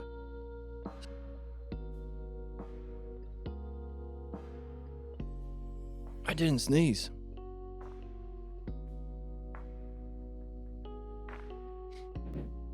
Well, that's our dreams, isn't it? Someone who does have that understanding and knowledge and actual expertise. To those who are curious, who have a good head and heart and want to learn, creates our dreams. So our question is, how do we read our dreams to discover our specific false beliefs that cause our problems and limit our expression of self in this lifetime, in our death, and beyond? The meaning of life. How do we fulfill our meaning of life? By removing the blocks to that process. Now, we did say that there was there's a sameness and difference in understanding as well. So you could say, hang on a second. In my reading, not only am I getting, do I need some sort of guide to give me information about my specific beliefs that block my progress, but I need something to help my specific level of reading. Maybe I'm doing something well. Maybe I'm seeing well. Maybe there's a text I should be reading that I'm not. Maybe there's a passage I'm overlooking. To get the difference or the specific. Now that's true. Your dreams do provide that as well. In fact, it's not on this board because we had to do a new board because we ran out of memory. Do it up here. We did point out that there were classes of dreams. So using the model of intelligibility,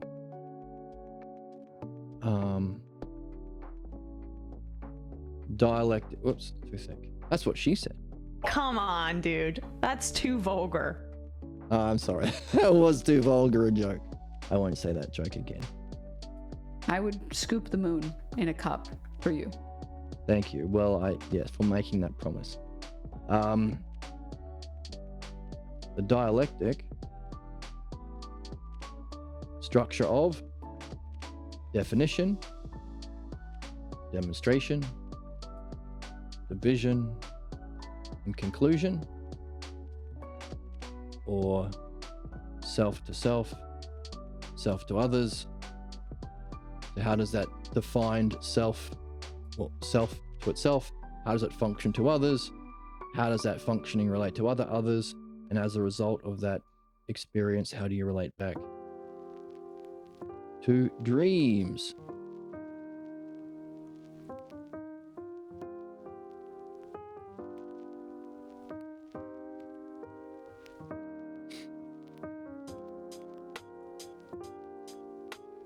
Well,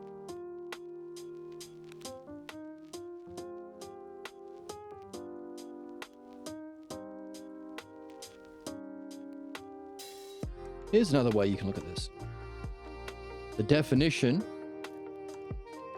self itself, what we want to get, we could call that insight or enlightenment.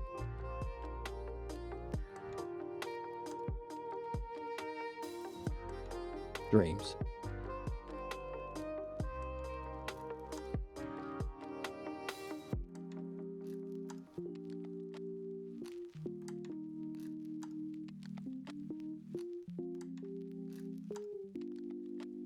Future.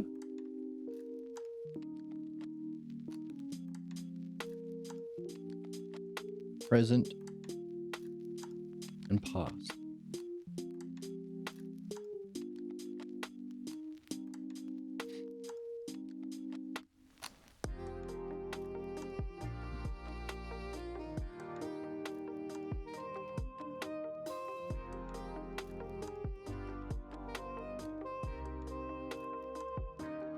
Now, I'll leave it to you to figure out how you could relate these terms together.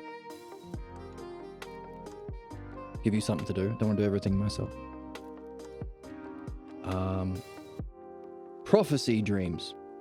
Ever had a dream that predicted something was going to happen? Prophecy dreams. Or know of someone who... Present dreams. Reminder dreams. Here we go. Reminder. Some dreams remind you of how well you are doing in your present, in your reading, or in your activity. Reminder dreams of what you're doing that is good. Problem dreams, or pathologos dreams.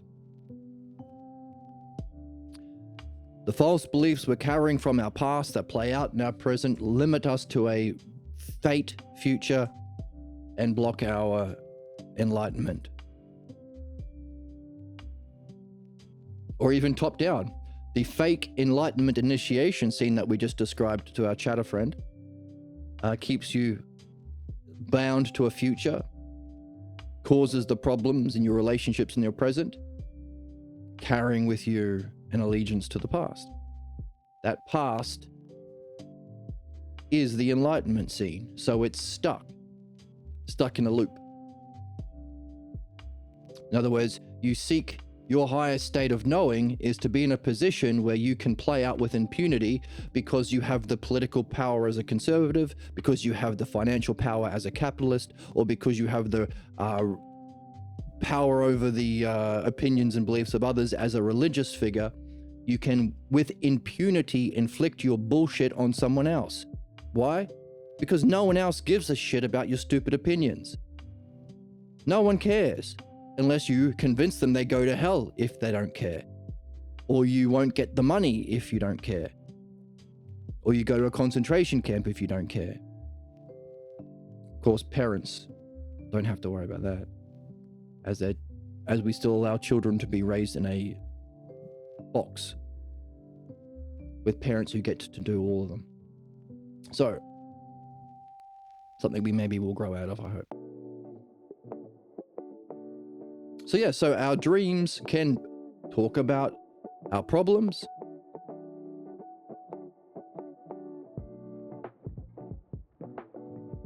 Problem dream is what it's called.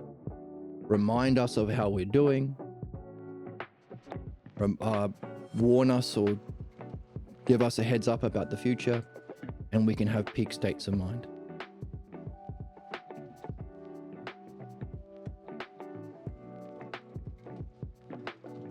Of course, for these expressions of dreams to be possible through the dialectic, we always have to ask the question, what's the fifth kind of dream?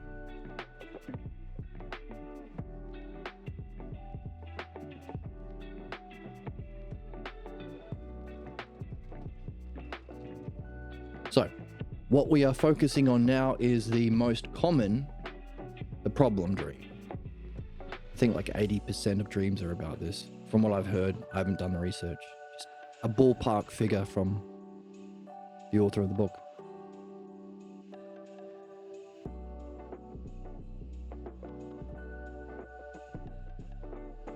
By the way, there is a clue about this kind of dream in the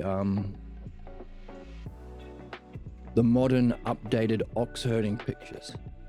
But we did touch on that at the end of our last series, Socrates and Jesus, a Dialogue in Heaven, but that's not what we're doing today. Today we are doing problem dream. Why? That most common dream gives us something that we can look at as a shared focus for us to listen to the wisdom of the dream maker via his creation, so long as we know how we can apply the same terms and tools that it used to create to unpack the creation, to solve the puzzle. So how do we use analogy and dialectic to open up our dreams and explore them? That's our question. Now, we have to begin with a question. As the Oracle tells us in my new sound drop, you're not going to magically force someone to want to get better. You have to come to that conclusion yourself. You have to want to get better. And we saw that in our chat today. You have to have a genuine curiosity and puzzle yourself to begin your exploration. To carry a question is to be on a quest.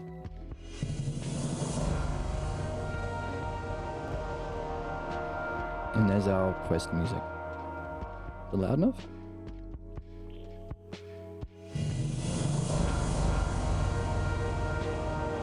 There we go. So that can be the most difficult thing for people all at the beginning. How do you get a question? How do you become curious? What is it? What part of the dream do you focus on? Just as we've been collecting questions as we've been reading, and we started with a question with this book. Hey, it's all relative. That's the catchphrase of our age, right? And whenever we question authority or question the harm or ignorance of others, we are told, hey, that's impolite. You're being hostile. Don't call me a Nazi. That's mean. I'm entitled to my Nazi beliefs. What are you, the thought police? Aren't I entitled to my Nazi beliefs as you're entitled to your religious beliefs? And hey, I'm just a conservative. That's just another opinion. And if we're in power, then everything is relative to that, and we get to do our tyranny. Right? There's no truth or understanding about things, and no need for philosophy. So that started our reading. We need a question to start our dreams.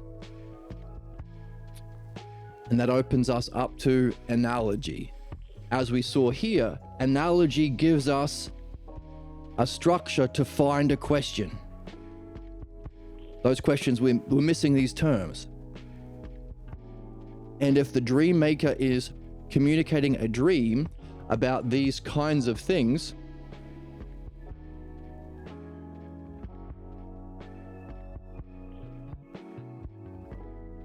where you're at, where you're stuck, your future and insight, and maybe a fifth kind.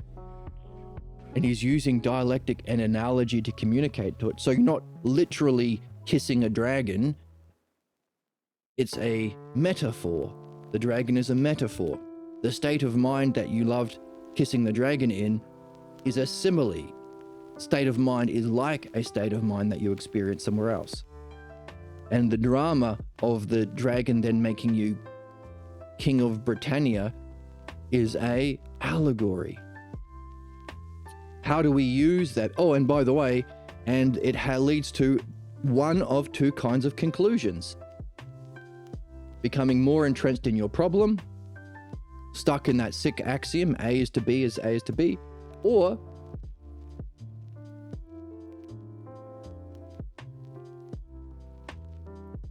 where's that good one?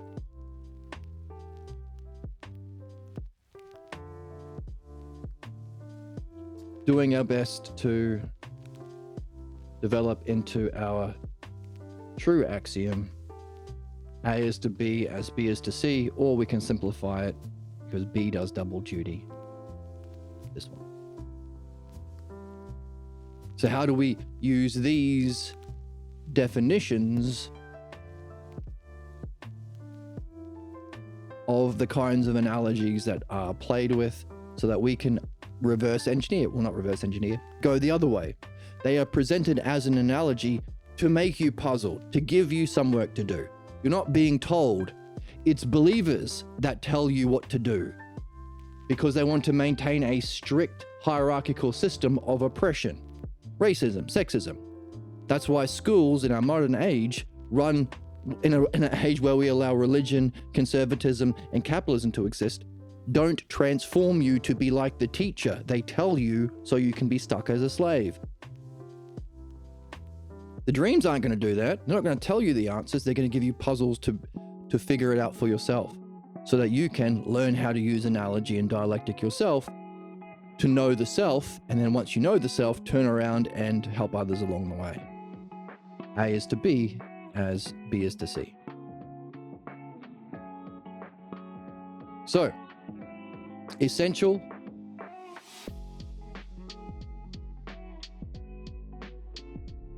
We can use the dialectic structure of reasoning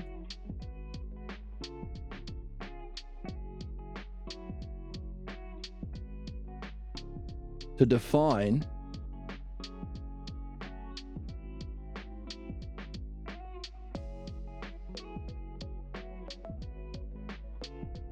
the kinds of analogies. Metaphor, the subject to itself.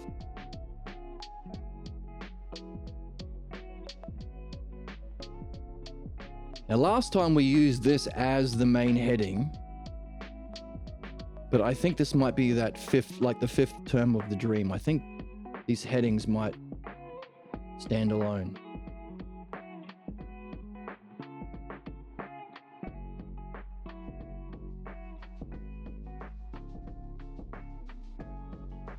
So, what are the basic kinds of analogies that we can nail down in our own understanding, nurture it into our soul, practice it, not further entrench ourselves in our ignorance, but further entrench ourselves in a higher way of functioning that we can take with us in any relationship, in any time, in any galaxy, in any reincarnation? Analogy.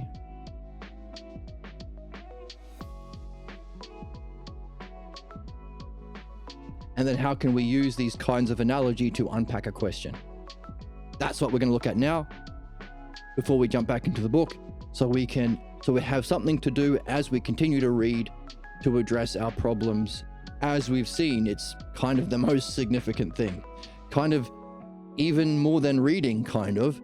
In reading, you are going to surface your blocks because you are setting your goals for something excellent and rational, intelligible. So you will be surfacing your blocks, and that's kind of the purpose. We read, we want to master these texts so that we can surface our blocks, so that we can do our purpose, remove our false beliefs. And then after discovering what the self isn't, use that along with what we are free to do, read about the self, to know what it is and what it isn't. That's the dialectic on self. Dialectic has two categories: definition, demonstration, division, and conclusion on what if the self is and what if it isn't. Or if you're doing a dialectic on beauty, what if beauty exists in being, in mind, and what if it was just relative, like our friend in chat? Everything is relative. What if beauty was just marketing?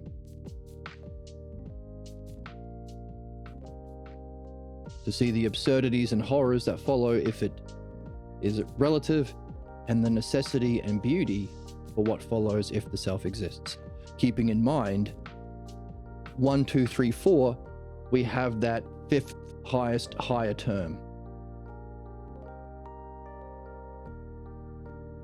The ultimate. What's the ultimate that was the cause even for dialectic? Which was why we asked a second ago, hey, if there are these 4 kinds of dreams, what's the ultimate kind of dream? What's the ultimate kind of dream? What will we call it? Hey, past, present, future, that's all to do with in time. Insight is outside of time. What's beyond even inside and out of time? What we call that?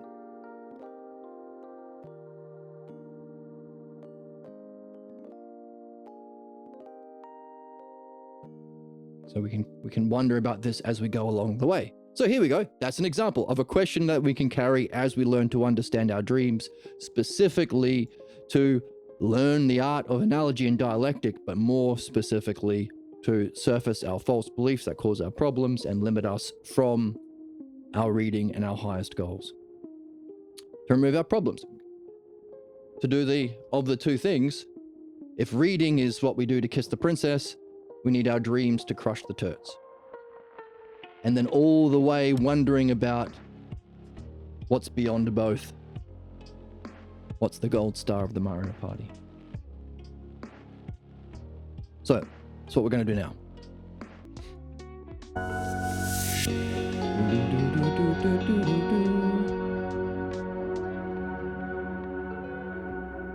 So, can you find a curiosity in your dreams by participating in its same language and structure, by looking for a problem with definition, metaphor, Metaphor means this thing relates to this other thing.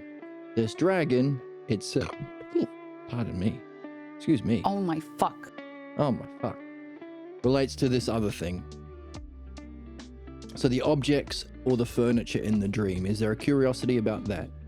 Now we will unpack how specifically to find the curiosity in a second, but this is an overview of, this was the first category in our last episode, but we're going to expand each one of them. Simile, is there a state of mind? Simile, it's like, this subject is like this other subject. What it felt like to be here is like what it feels like in this other situation that the dream is telling you about through the analogy of similes. Now, dreams are like a movie. Ups and downs, dramatic events, turns, repeating themes. That structure, when it has a meaningful analogy behind it, is called an allegory. Meaningful analogy to your own personal development. Is there a puzzle in the drama, in the story, or in the role you played within the story? Finally, conclusion. So subject to subject, metaphor, subject like another thing, simile. You're functioning from that state of mind in other situations or others, and other back to self. Did you reach your goal at the beginning? Conclusion. And what's the analogy for the kinds of conclusions? Well, we put them on the board, didn't we? The true logos, or the true, why is it our goal? Because the logos is the inherent structure within something. Why do we care about the inherent structure within something? The inherent structure in math, if you're a mathematician, in music, if you're a musician. So that we can turn around to know ourselves. We're here to know ourselves. And of course, mind or reality as well. So the true logos, again, very simple, two terms, X and Y, logos and ousia. Those are the buttons on the gamepad. But it's the true logos because it's... whoops. Fuck. You're a baby. You're a little baby. I'm not a baby. Can't you just you're a engage baby. with anything in a way that's like meaningful ever? It's just boring, I think, is the problem. I'm just bored of it. This is, calm down, this is meaningful because it's an anagogic analogy. Sorry, an anagogic ousia. So the logos is the true logos because it leads to true ousia. True ousia is upward moving. That's called anagogic. It allows for your development. The texts we read and the dreams that we do dream analysis on are significant because it allows for our development to higher states of mind and reflection upon ourself and reality. Whereas the pathologos is the sick logos because it's the unjust, stagnant, redundant ousia. I'm in the same loop of reincarnation over and over until I learn to reflect on my beliefs and overcome my problems.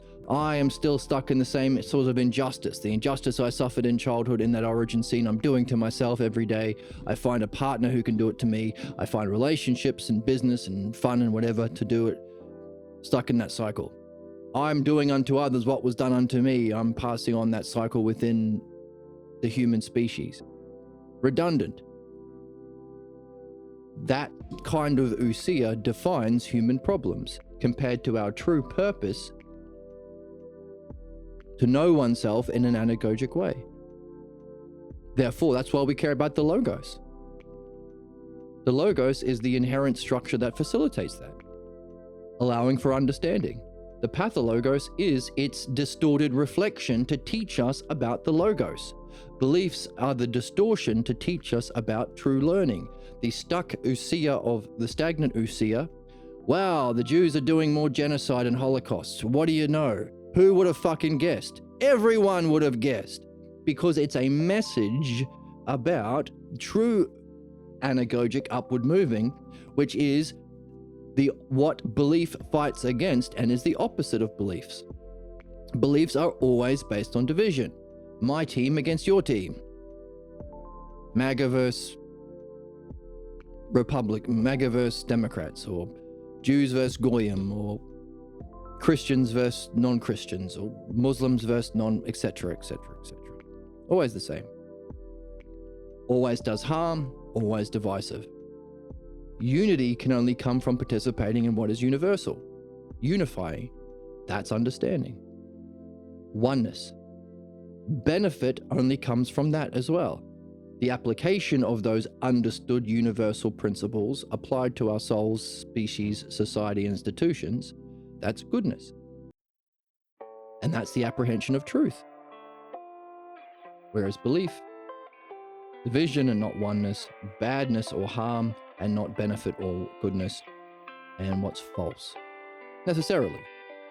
If you understand the truth of something, you're less likely to be manipulated by someone who is trying to get you to act against your own interests, as capitalists, religious, and conservatives seek to do for their own personal profit and sadistic pleasure.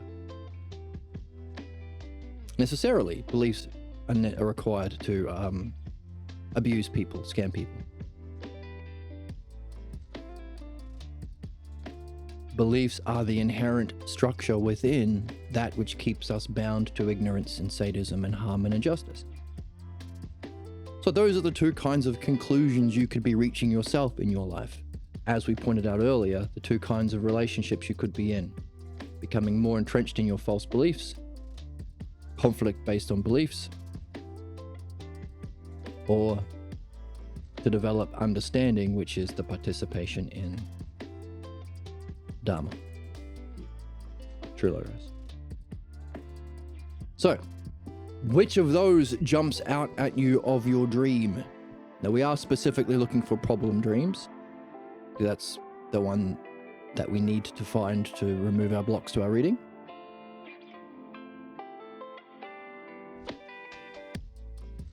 So we can expand each one of these terms out into its specific ones. Now, we have been expanding the other ones out.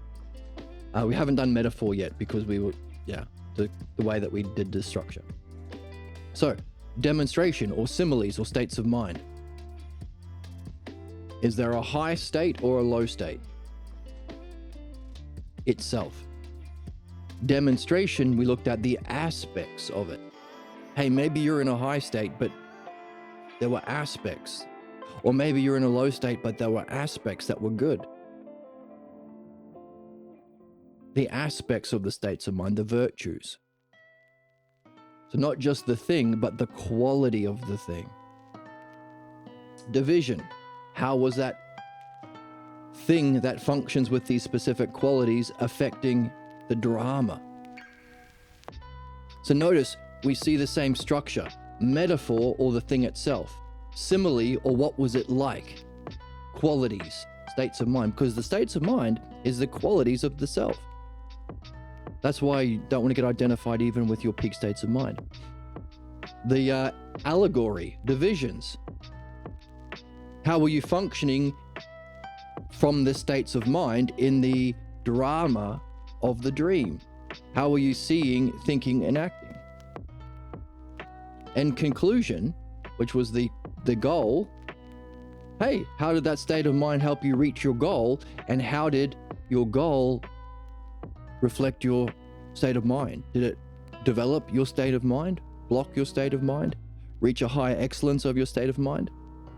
So notice the structure of the four terms of analogy are reflected in the structure of unpacking each of them. So you can have a question about any one of those. A high or low state of mind itself, the qualities, courageous, just, excellent, keeping your cool, did you lose your cool? Wisdom, were you using all of the understanding you've been developing here in your dream? Your highest understanding as well as your highest vision? Aspects, how did it function within the divisions or drama? Were you yourself seeing well in the dream? Were you thinking about what you were seeing well, and were you acting on it? Or was there a block in your seeing? Maybe you were seeing well, but you weren't judging what you were seeing well. Maybe you were seeing and thinking well, but you weren't acting well. Either of these could be a problem, a puzzle to open up your dream. And finally, how did it help you reach your goal or not with that ideal state of mind or with excellence? Division. Allegory. So we're looking at not how you were functioning in the dream, but the dream itself. Same principles. Definition. What was the metaphor? What was the thing itself? Is there an idea itself being expressed in the drama of the dream that really jumps out at you? Oh, this is all about loyalty, or this is all about beauty, or this is all about... Is it something like that? And because we're in the category of division, is there a section of the dream where that, or a division of the dream where that idea is expressed most clearly? Well, this is the part of the dream where it's expressed most clearly. Let's look at this part. I mean, the other scenes in the dream, it's a bit vague and it's a bit more complicated, but this one is really obvious. Let's open my dream analysis here. Demonstration. Oh, within the divisions of the dream, what do we see the division was? Aspects. Are there aspects of that idea?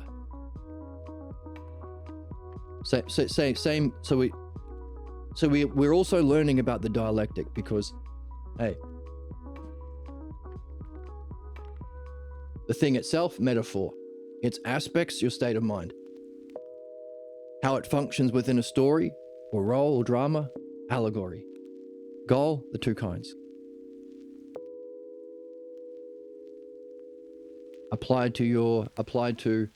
Now we're missing we have to do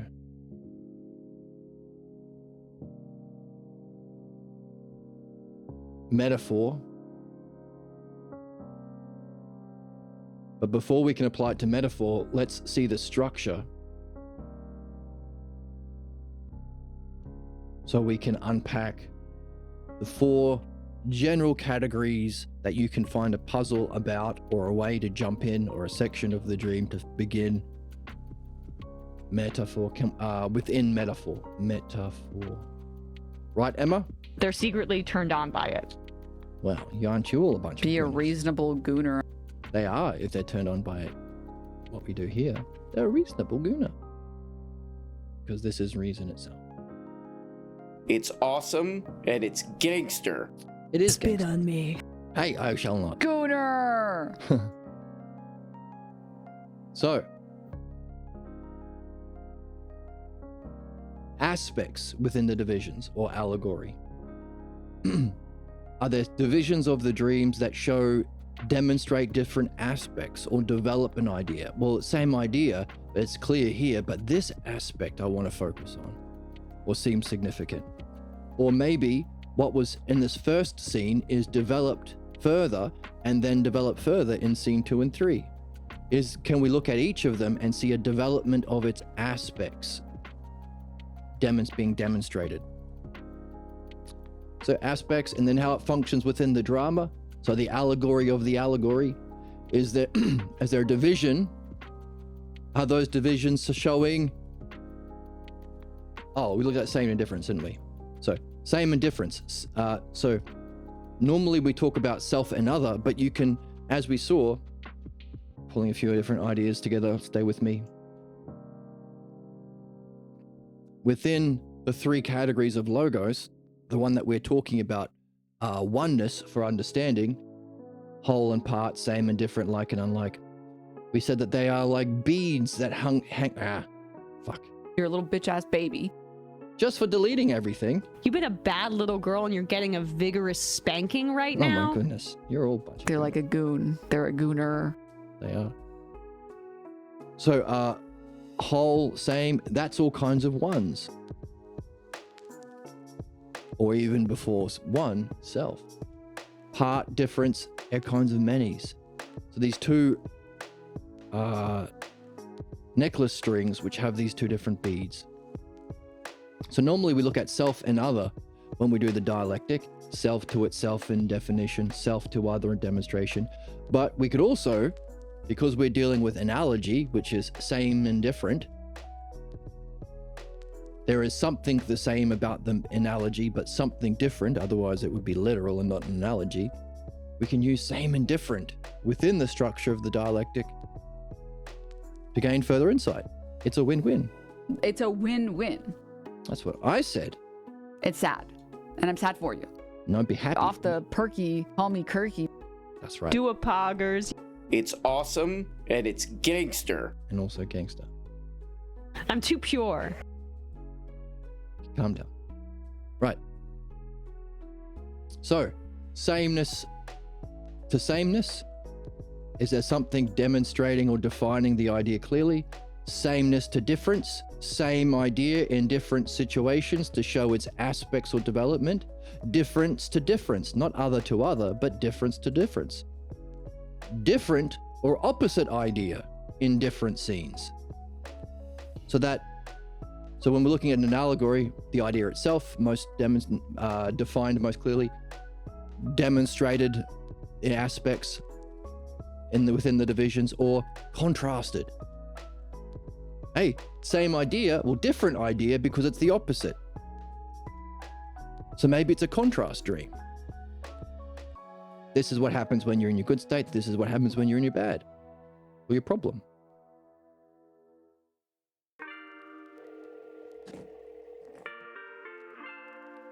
Why is there coffee on my coffee?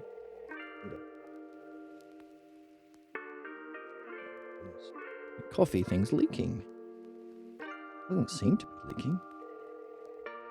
It's not just condensation because it's coffee. Colored.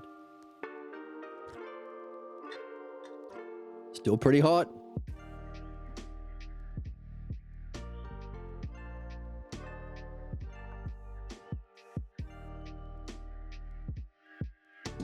I'm gonna make sure that the light's bright, so it's timing out on me.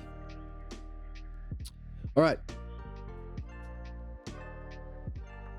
So is it a contrast dream? Is that where we open it up? Contrasting these two scenes, different idea contrasted in different scenes. Finally, within the allegory conclusion. So within the divisions of the dream,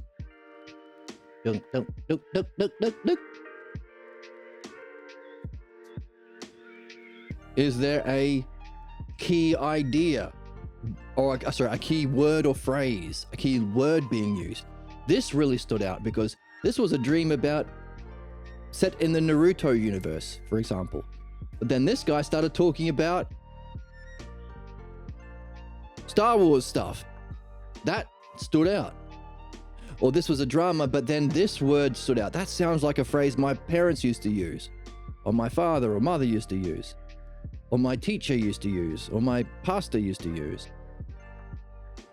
Or this is a key word or phrase that doesn't fit within the context of what was unfolding. It seemed to be right out of left field.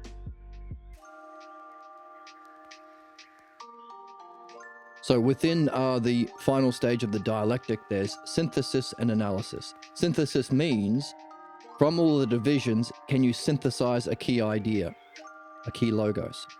Analysis means, can you use it for ousia, to revert back to the subject, having seen in a new way, which may be the literal story of reality as we unfold the different divisions in our life, in our reincarnations. Can we derive from it a key logos, for us, the logos itself, and the pathologos, its distortion, to learn about the inherent intelligibility of the self? Can we bring with us the self logos? Not just in understanding, but in functioning, because to learn it, we had to function in dream analysis and reading. So that's analysis. So a key word or phrase within the divisions, a key logos, or a key ousia. Was there a turning point where it turned around? I was going one way, but then I ousia'd. I turned around. I reflected on myself and changed my course. Or was there a turning point where I could have changed but didn't? I started going towards this problem or this inevitable failure, but then I could have changed here, but I didn't. I'm missing ousia. Turning point. Or I was going down this and I turned and went down this way. Or vice versa, I was going towards success and I turned to failure. So is there a key word that jumps out at you, or a key turning point within the divisions or the structure of the dream itself that you can become curious about, or you can open your dream analysis on? There we go. So, conclusion. Let's see if we can find the structure. The idea itself, or metaphor, aspects or simile, the divisions or your role or functioning, seeing, hearing, and thinking, and conclusion. Can we see that here within conclusion or the analogy goal? Your choice of goal itself, is that curious? The definition of the goal, is that curious? Why did you pick this goal in the dream? Does it seem weird or good? Now, demonstration, did you reach it with aspects of excellence? Did you reach your goal with excellence? Or did you cheat or sacrifice, or sacrifice in a bad way? Good to sacrifice what's bad. Settle. We have to goals max is the game. Now, the division, your role, or seeing, thinking, and hearing. Did you see your goal? Recognize it. Because, by the way, these are all the different kinds of problems we can have. We can have a problem in that we didn't set a good goal to begin with. We can have a problem that we reached the goal without excellence. We can have a problem that we reached the goal but didn't see that we'd reached the goal. So we weren't able to maintain that goal, or value that goal, or celebrate that goal, or talk about that goal. So you didn't see the goal. Did you think or value the goal?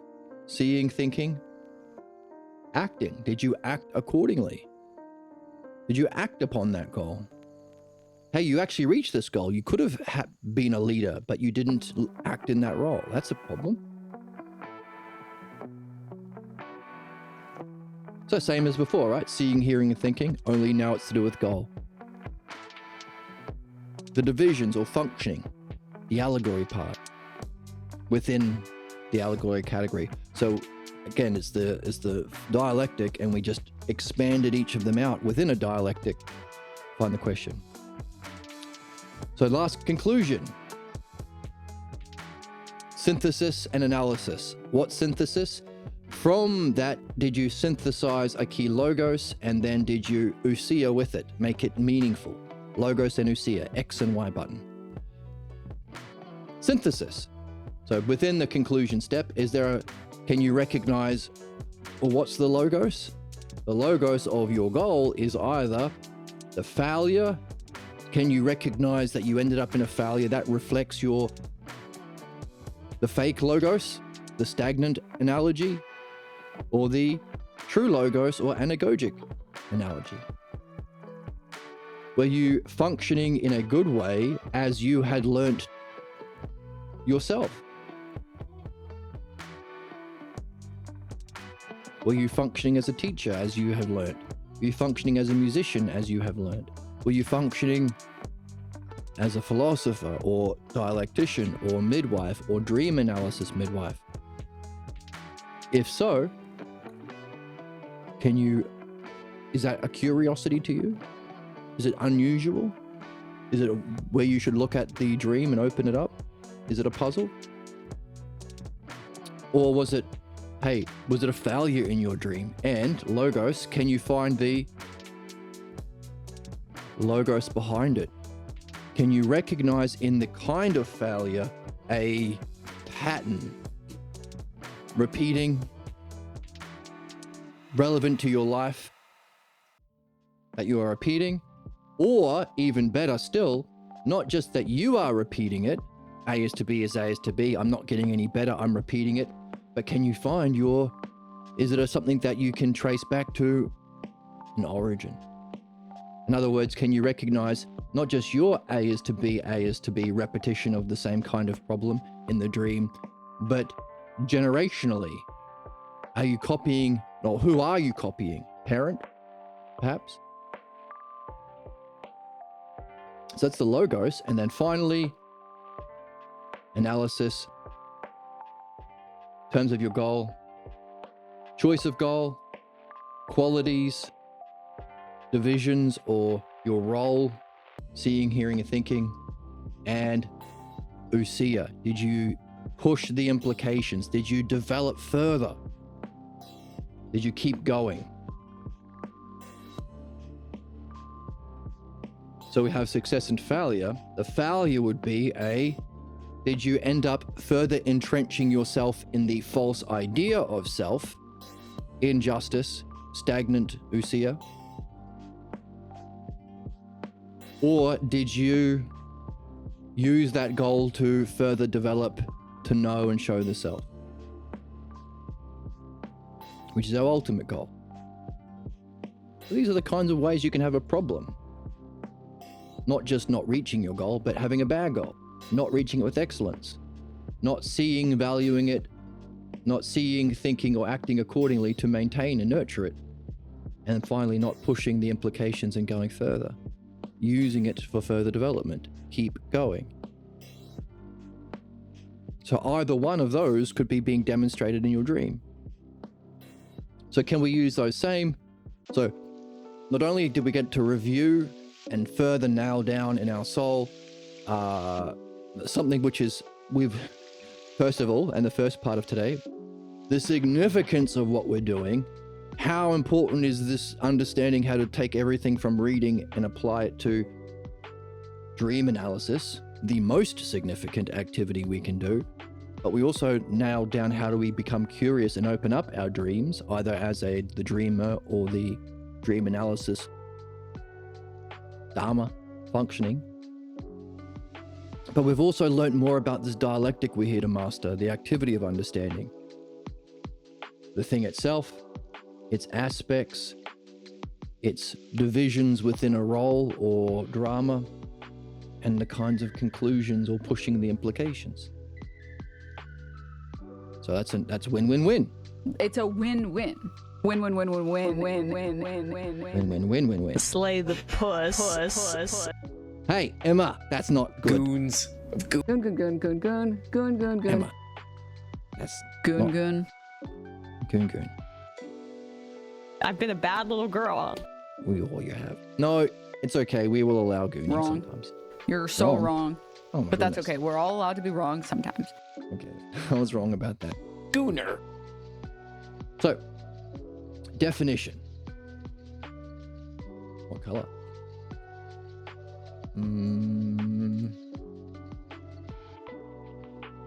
Right.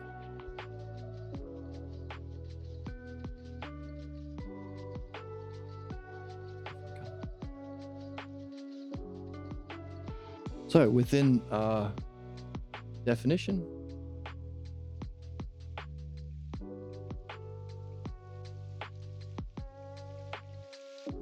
self to self,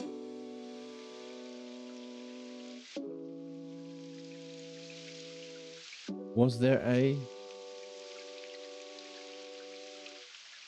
key metaphor, object, or bit of furniture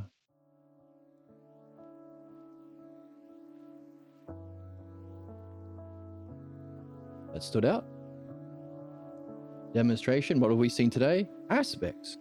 What were the qualities or aspects of that? Is there a curious aspect or quality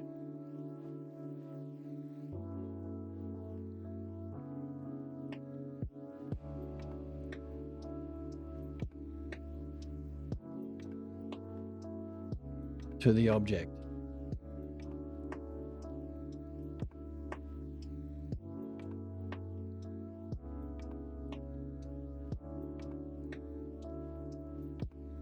Person? Object?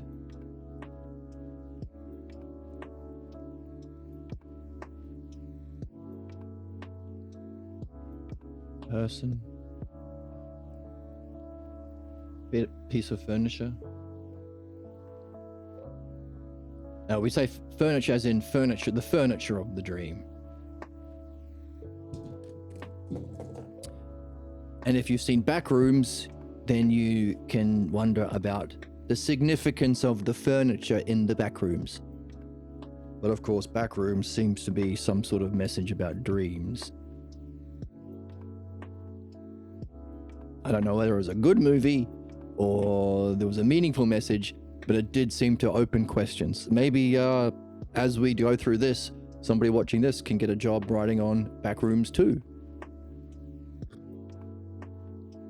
And I use the world that they created to, actually communicate a meaningful message about dreams. I don't know. Give me 10% of the back end and I'll write. It must be on the back end. Spit on me. No, not that kind of. Would you like your pudding? I would like some pudding.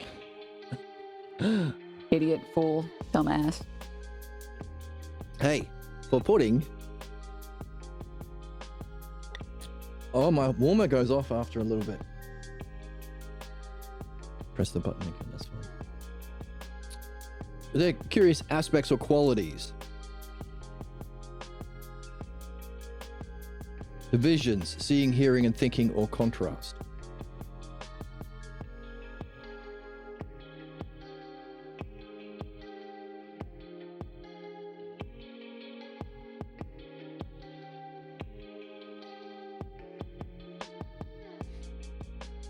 So the functioning of those qualities demonstrated.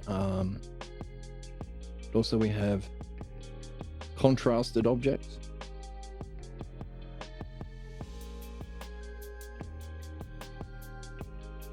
Within the divisions of the dream, where they're contrasted.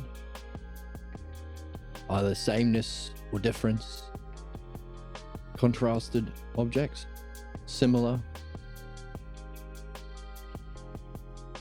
Or were they functioning in a curious way?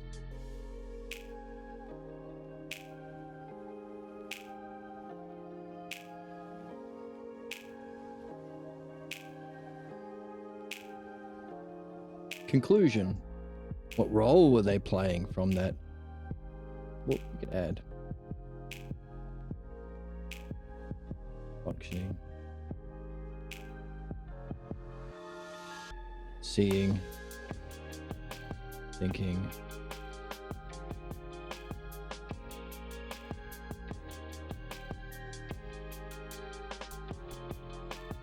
although we can't see what they're thinking. For us, for an object, it would be seeing, speaking,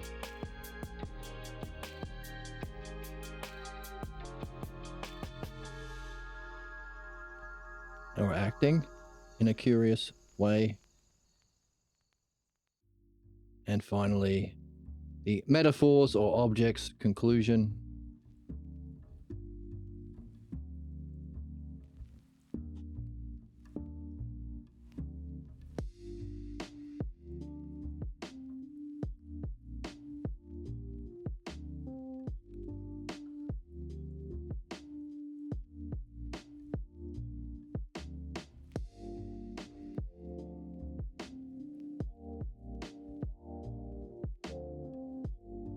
Does your goal itself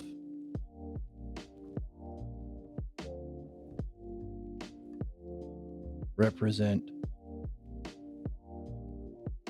anything as a metaphor? Is there a metaphorical meaning behind your goal in the dream?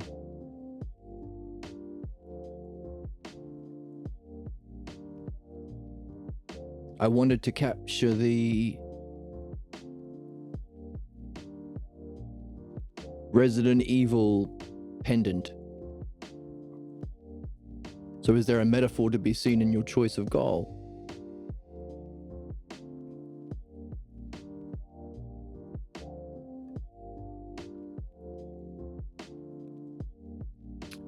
So, I'm sure we could work on this. And I'm sure you will work on this because this was just off the top of my dome. Normally I think and plan about my streams before I stream, but I haven't had time lately because I have been busy with other bullshit. Boring stuff. So this is just off the top of my dome today. But we have the structure to use. Is there a key object or person or definition? Is there a key idea? Same like a key high or low state, a key idea expressed within the divisions of the dream, or a key idea in your choice of goal. Same thing. Aspects. Did you reach goal of excellence? Were there aspects within that idea in the divisions, or were there aspects within that state of mind that are curious? Are there aspects or qualities to the object that stand out as unusual? It was a elephant with a fireman's hose instead of a trunk. Something like that.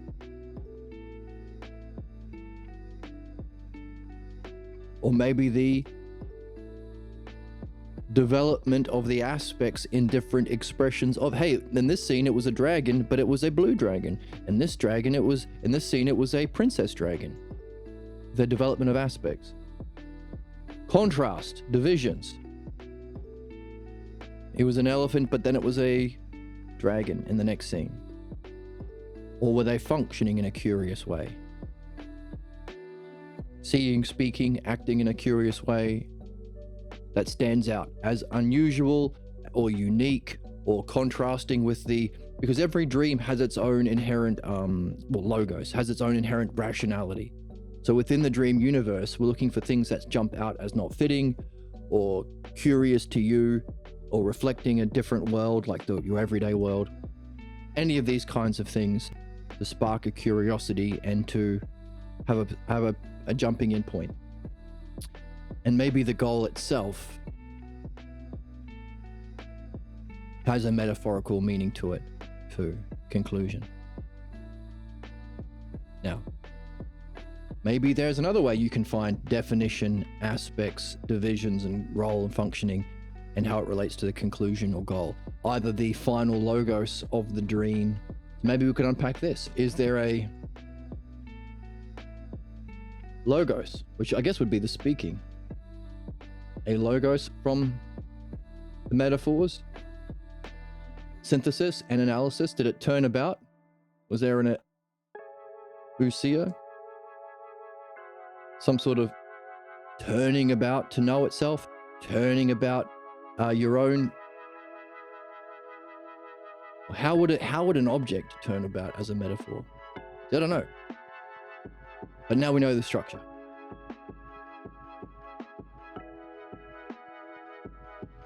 Key objects, interesting qualities to aspects, some contrast in the objects or contrast in the functioning of the objects, and finally, maybe there's a metaphorical in your goal. Maybe your goal is being talked about by the objects, or the objects in your goal itself has a metaphorical value. Now, as you experience this and try it out and test it out, I'm sure you'll find some more nuances and you can even tidy this up a little bit. But in principle, we've got a dialectic for definition, metaphor, demonstration, similes, likeness. So, by the way, self and other, we said, could be sameness and difference, or likeness and unlikeness. What's the state of mind like?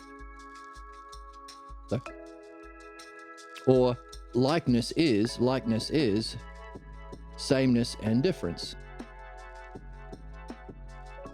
So, simile. So, the thing itself, its aspects, its contrast or functioning, and finally, its conclusion, its final logos and final ousia, or key logos or key ousia, key turning point. In metaphors, in states of mind, in the division within the structure of the dream itself, the allegory aspect, and how it's expressing a goal. Both fate and destiny, both your problems that you are here to that you're specifically here to overcome, and your highest purpose that you can reach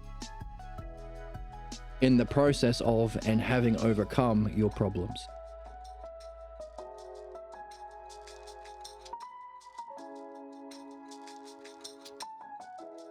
So that's to get your first question. So a bit of a review, but a bit of a cleaning of things up. It's been a couple of days, it's been a few days since I was able to do a stream. And then the next thing would be, hey, having had that opening idea,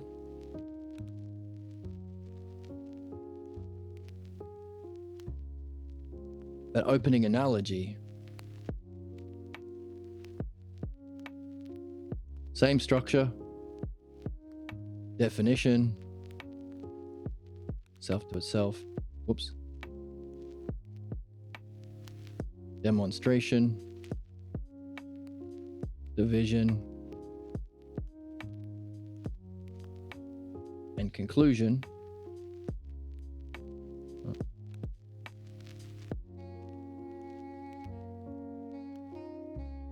But now we want to apply it to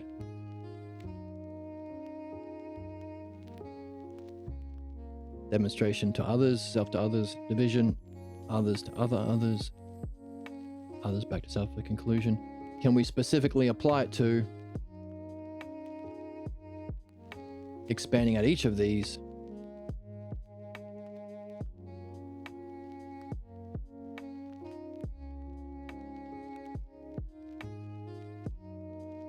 or dream analysis itself?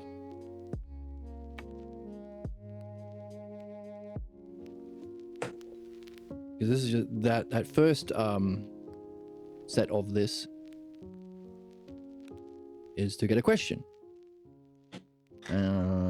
Is there a drop for that? Personality maxing requires you actually have to address the systemic inequalities. The people who believe that there should be hierarchies and that they should be above other people, that should just be addressed rather than just trying to segregate shit. Whoa! Crazy, crazy, crazy, crazy, crazy, crazy, crazy, crazy. Address the systems behind the structural inequalities. That's what we're doing here. As beliefs, fundamentally. First understanding.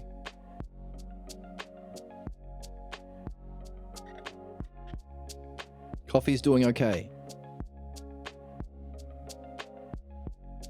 Still keeping warm.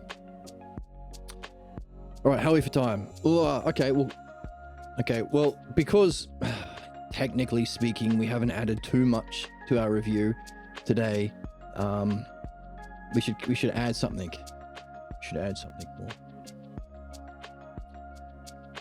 more. That's to review.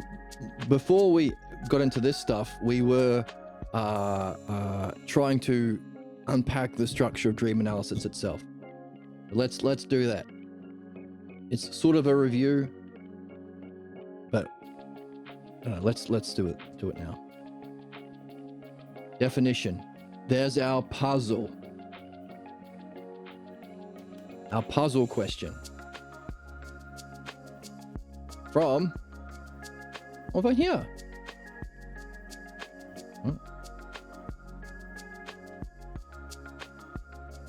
All of this stuff over here opens up our puzzle question.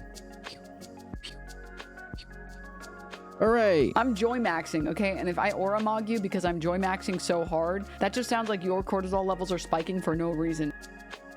Right? Don't get yours. We are joy maxing, aren't we, Emma? A massive library of spank material. What? No. You shouldn't be watching this series to get a massive library of spank material, Emma. Gun. This freaking guy right here. This freaking girl right here. Queen of gooning. You said it, not me. Emma. Dumb bitch. Hey. Don't say that to me. Puzzle question. So, again, a general model, and this is the sameness of the model that you'll have to use artfully, skillfully, intuitively even, to relate to the different dreams or different people you're talking to. But how is it? Let me think. Yes, so demonstrated.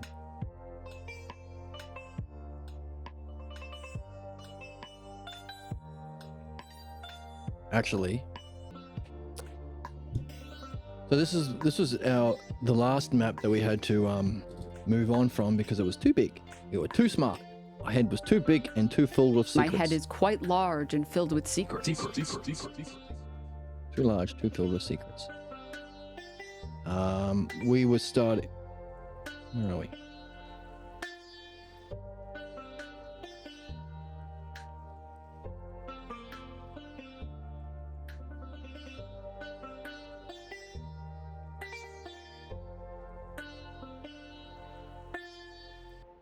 Huh?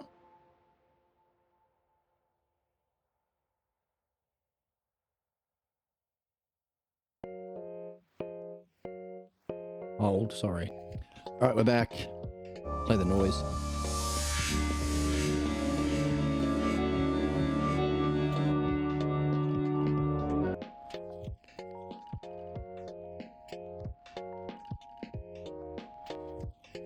Right, so puzzle question. Now we have really nailed down what we can use to open up the puzzle question.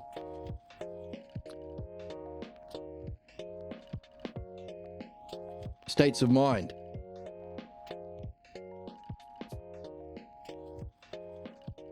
So for us, before, the states of mind was the demonstration dialectic on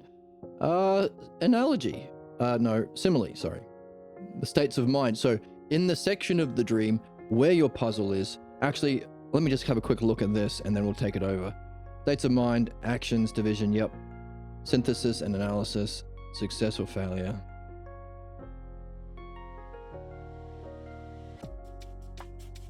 Conclusion, sort of failure, and then the demonstration is seeing how that problem is demonstrated in your life. Present, there's our present, past, and future thing. And then we got up to the division stage and we stopped. All right, come back over. Said, jump back over. He's so far up his own ass. It's loading. And we're back. So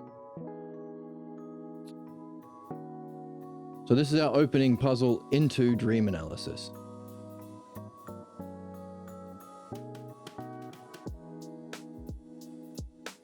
Into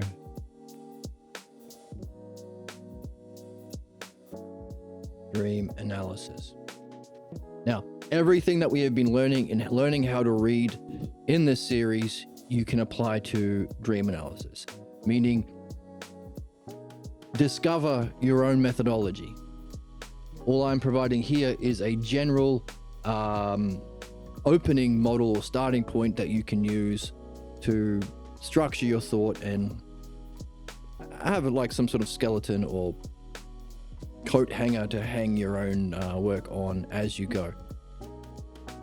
So this isn't gospel, but it's something to get started, so you can actually do it as you go, which is important. It's the most important thing. So again, taking our structure, the thing, its aspects or qualities, its functioning or role, and the conclusion. So the puzzle, the aspects or qualities or likeness, your state of mind. Around that puzzle or keyword or turning point or key object or key issue or whatever it is from that you've got a puzzle about, within the metaphor, your states of mind, and functioning from that state of mind, the divisions of the dream or the goal and relationship with the goal. What was your state of mind around there?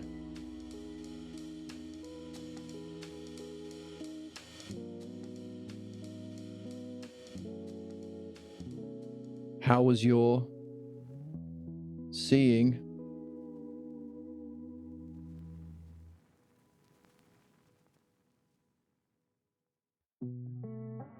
Thinking or judging, but also speaking. Remember, we saw speaking is also part of this part.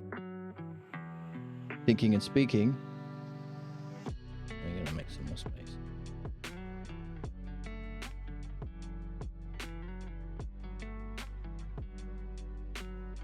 Or acting on what you were seeing. Or, in one word,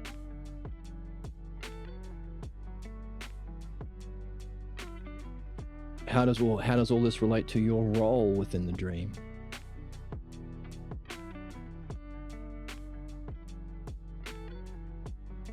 And how does that conclude? Either the or any of your goal,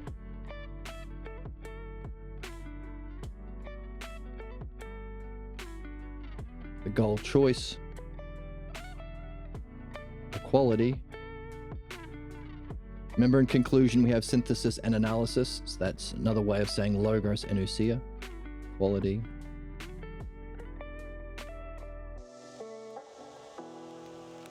And did you achieve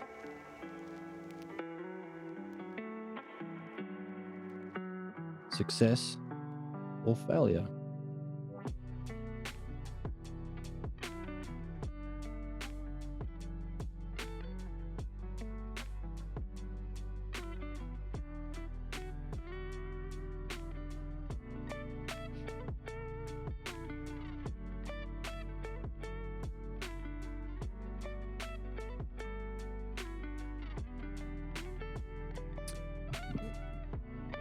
Now, we did see over here that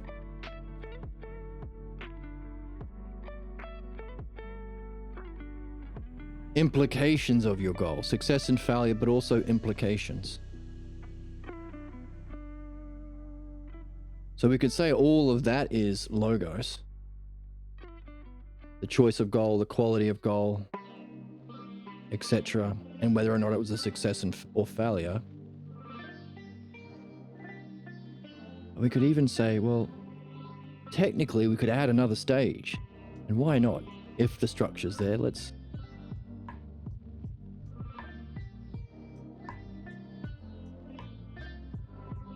The implications. Pushing the implications of our insights and understanding is the name of the game. Like everything we're discovering, oh, Harry is to Joseph. Oh, that's interesting. That sounds like half the people that I know, or a lot of people I know, are like Harry. But also, there are some people, like the people who frequent this channel, who are more like Joseph. Oh, push the implications. What's the cause of that? Or where does Aaliyah fit in the middle? Where do I fit? What's that got to do with cognitive function? Oh, belief and understanding. Pushing the implications. And of course, because we have done all this work and realized that ousia is related to, or is the functioning of mind, how does it relate to knowing and showing what's true, or what's true, the truth of ousia? Mind or reality, same thing. Mind or being. Being is better. The level of reality that always is. Transpersonal.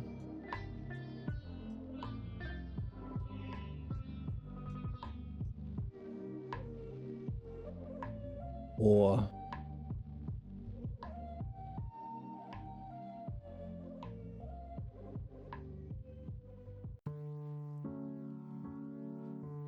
of course, the self. So true ousia and the standard of ousia, the axiom of ousia, the kind of ousia that gives rise to the greater ousia in this experience and the lesser ousia living a life through time, solidifying, trapped in the cycle of beliefs and problems. That would be the lesser. So the highest kind of ousia, self.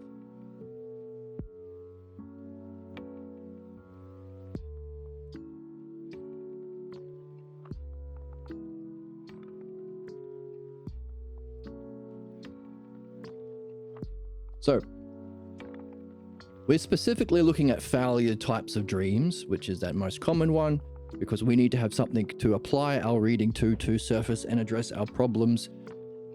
As our chatter from a couple of episodes ago said, well, wouldn't that be well, he didn't say it, but what's morality and ethics? This.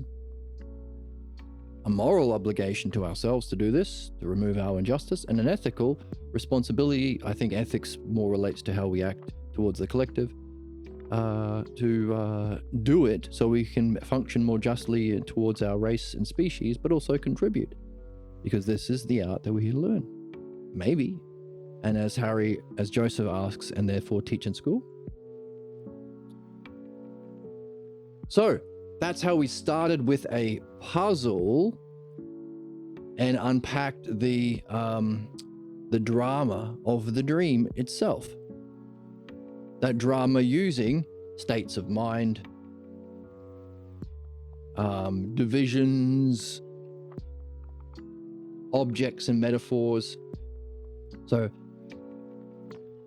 all of the puzzles that we have been talking about have either been metaphors, similes, allegory, and our types of analogy, conclusions, or goals, functions within this. So our question begins the puzzle, and then we see how it plays out. And of course, we also can use the graph. The graph's handy to use.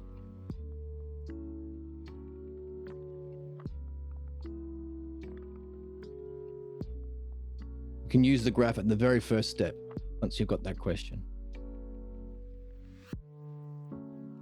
because the graph represents all of it. You've got your line here and your line here. Positive states of mind and negative states of mind. And then you populate it with the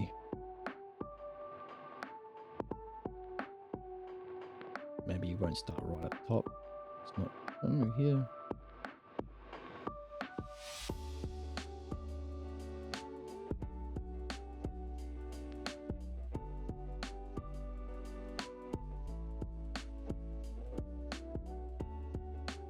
So you plot the positive and negative states of mind on that graph as you go. And then we'll use a line to map the drama as you progress.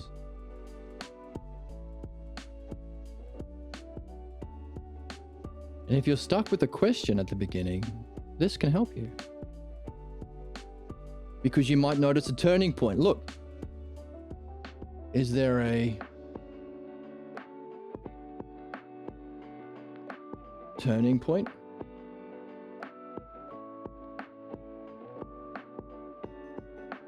Here, where you could have gone to a success or failure?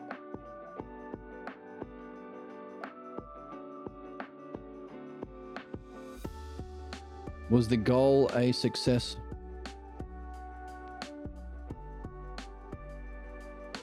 Goal a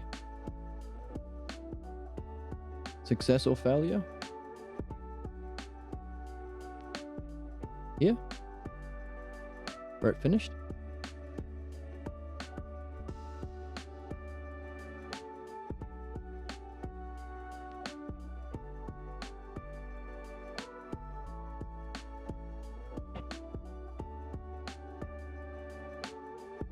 So now, as we go through this dialectic, we see that the conclusion allows us to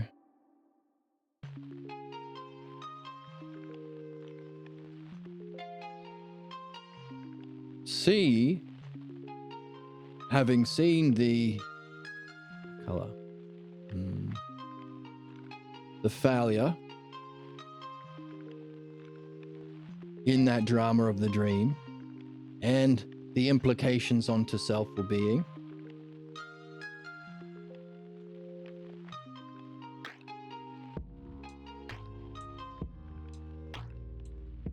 remember, as we do a dialectic, this allows us to return back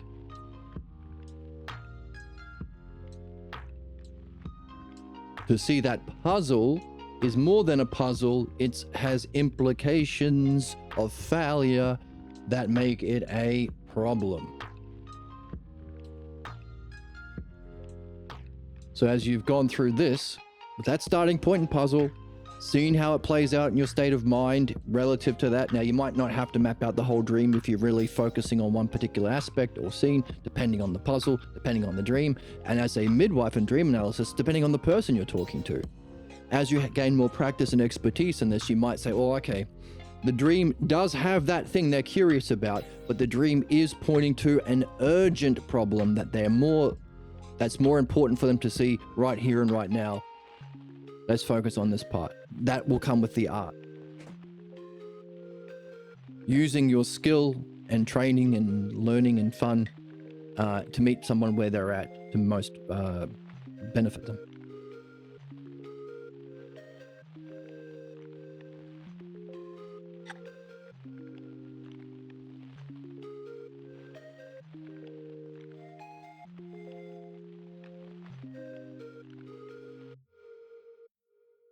Okay.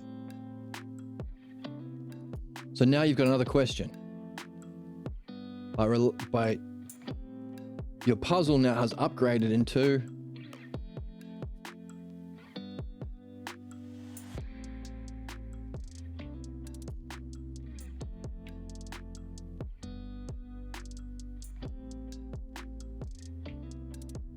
a problem.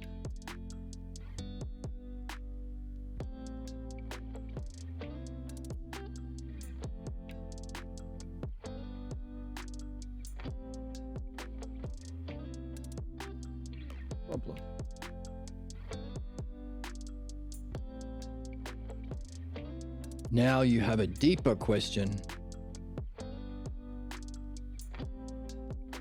about your problem. Notice that every stage that you go through in reflecting on the dream is a heightened ousia. Remember how we saw that anagogic ousia is the definition for development, education, spirituality, evolution, all the stuff, all the good stuff? So you started with reflecting on your dream to get a puzzle. That's self-reflection. How many people do you know reflect on their dreams? How many people do you know record their dreams into audio as soon as they open their eyes? How many people of that small category, oh, speaking of small categories, oh, fuck.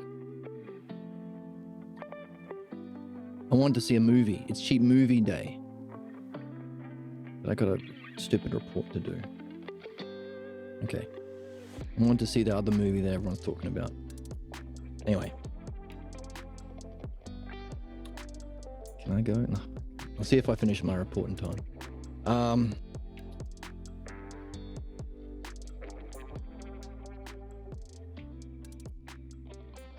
Right, so how many people of that small category that record their dreams, transcribe their dreams, and reflect on their dreams using a structure? Isn't that even better?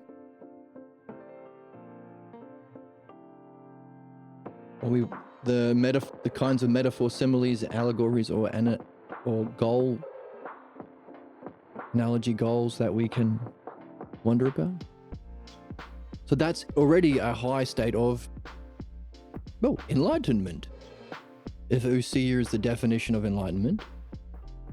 So what we saw earlier today, belief-based hierarchies that are enforced through oppression are the cause of problems, or are used to justify the infliction of problems by saying, well, I get to do unto you with impunity what my parents done unto me with impunity, the fucking stupid sickness of capitalism, religion, and conservatism, sexism, racism, all of the negative isms.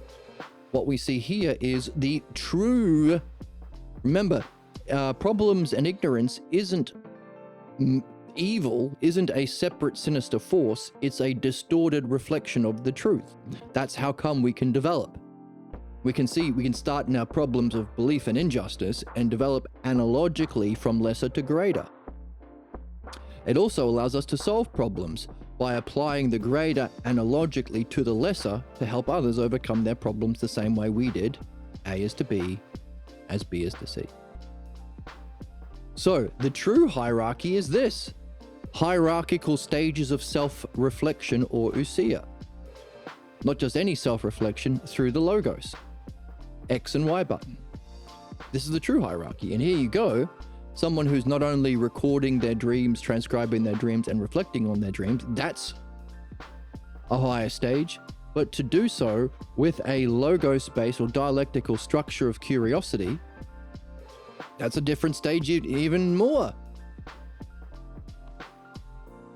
And you didn't have to shave your head. You didn't have to wear orange robes. You didn't have to go live with the bears in the mountains. All you had to do was be curious about your own mind and what you are experiencing a third of your life. Using your highest functioning. Not ignoring it, reflecting on it. Not reflecting on it irrationally, but with the logos.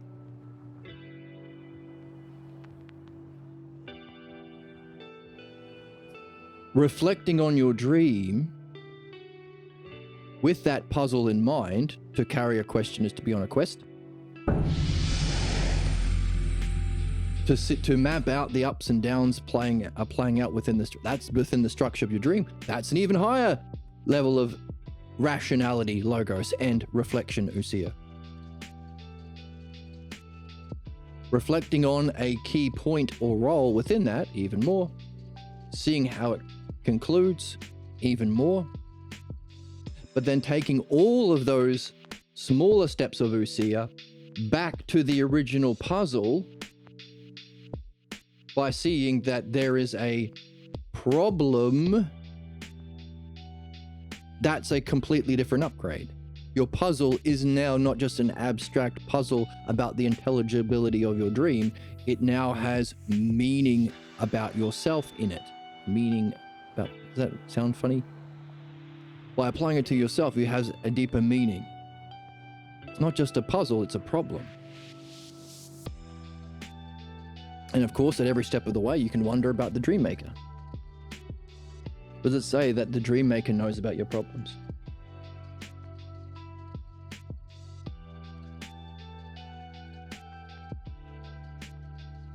So now comes our past, present, and future. Hey, now you've got a curiosity about the dream reflecting a problem. Will you become even more curious if you see it demonstrates it in your present? That problem is demonstrating itself in your present?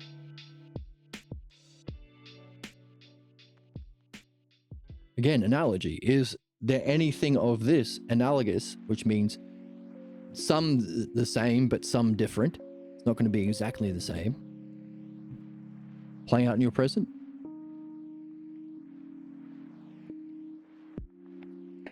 Division.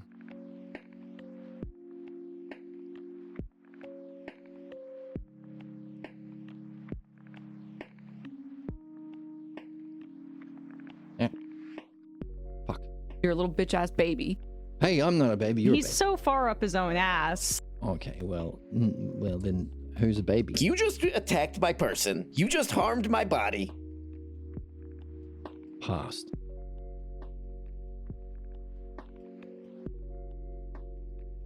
Does this have a history? Remember, what's a problem? A problem is a stagnant ousia of the redundant ousia. Therefore, in your present, can you trace it repeating? You notice, not anagogic ousia, but a repeating cycle of problems through your past.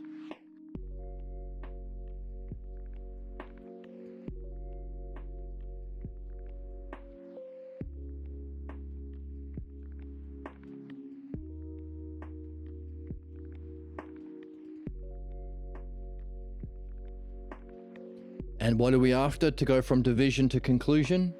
We want to synthesize a key logos. What's a key logos? So again, you're being asked questions from your midwife, dream analysis midwife, about the past, about how this plays out through your past. You want a key logos. This conclusion is logos and ousia. Conclusion or synthesis, which is a key logos, or analysis, a key ousia, or turning point.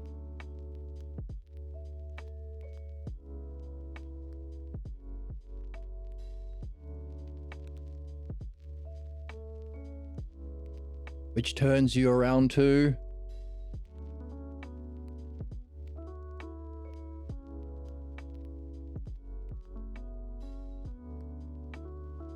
so a key logos, you could say, is a key teaching,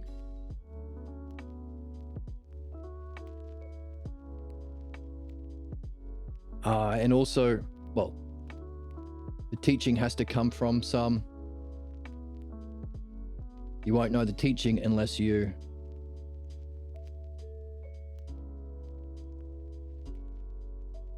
find the keyest moment. So when we synthesize a key logos from division, we look at a theme that repeats or something most causal.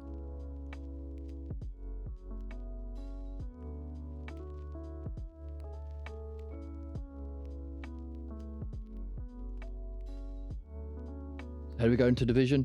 Something that's a teaching or a repeated theme, or something that's most causal. So of all the divisions, is there one that stands over the others as causing the others? Or is there a repeating idea? We've got the repeating idea. We're already making use of that to trace it back to our past. The same problem, the same state of mind. Often it's the state of mind is often helpful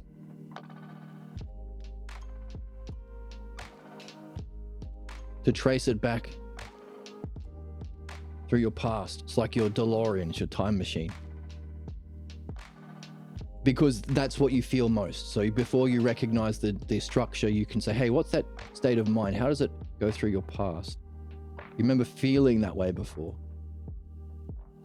Because that's part of it. Because we're humans, we get to feel it in, not real time, but in time. A teaching that's more causal or axiomatic, or more primary.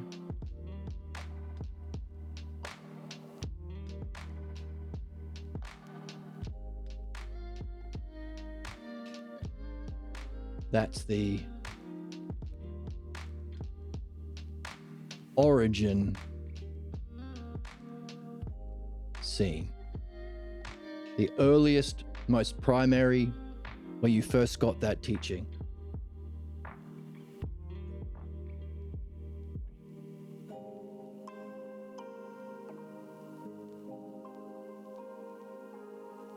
So what's the earliest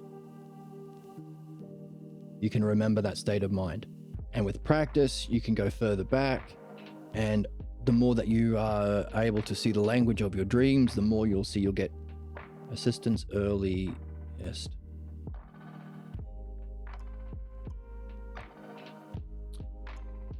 So why do we call it an origin scene? Because it's causal. It's primary. And what's the key word that we've been using? Causal, primary, teaching, axiomatic. Becomes the axiom that you live by. Axiom. The life goal that you're stuck in. Fate.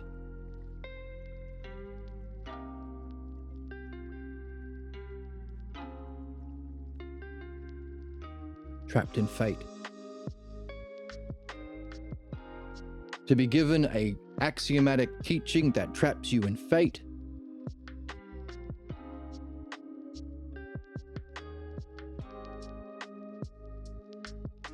A is to B, everything we've been learning about belief from the text, about how Harry is imitating his own parents, how Aaliyah, even though she's disavowed religion, she still is affected by it, because you have to also address it. You can't just say, oh, I don't agree with it. You have to go through what you've been affected by.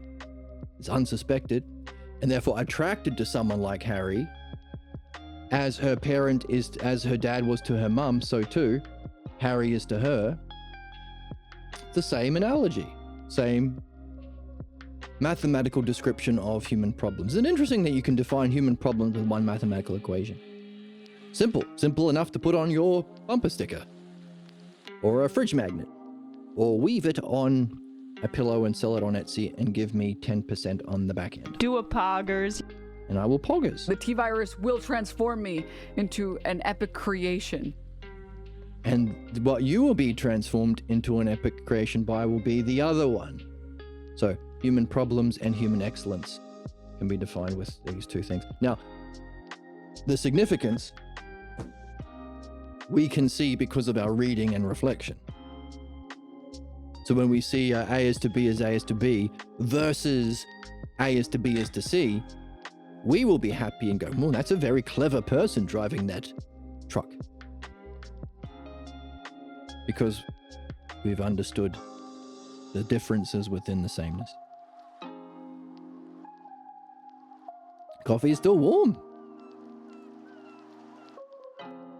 Pretty good. Pretty good.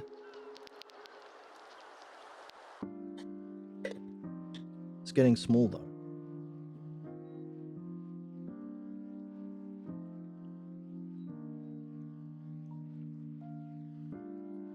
All right, so an original causal primal teaching or causal primary teaching that becomes an axiom that therefore chains you to fate.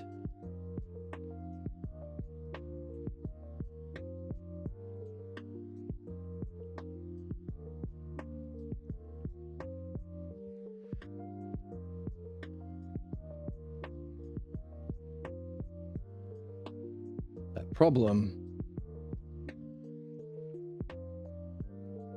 Therefore, you take back.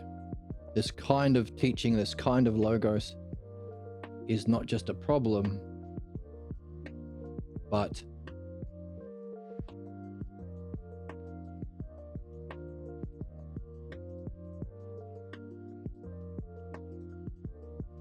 a causal, something that becomes causal, that keeps you on a path that is your goal that you seek, your highest model of goodness or excellence or beauty is behind it to make it seem believable. But as we're seeing, it's all belief, therefore imitation.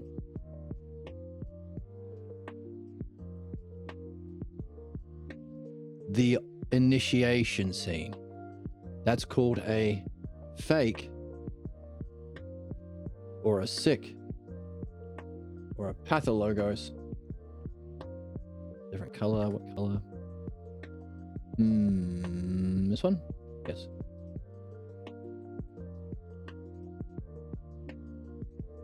The fake or sick initiation scene. So the origin scene, because of what we've seen about it, the origin scene plus a problem. So a failure that you're living out plus a puzzle equals problem. A problem plus an origin scene to an axiom that keeps you trapped in fate. Initiation scene. So that's your new question.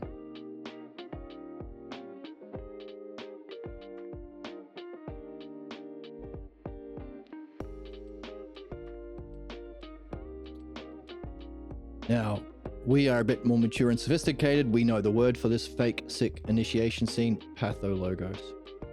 which means fake logos or sick logos. Pathologos.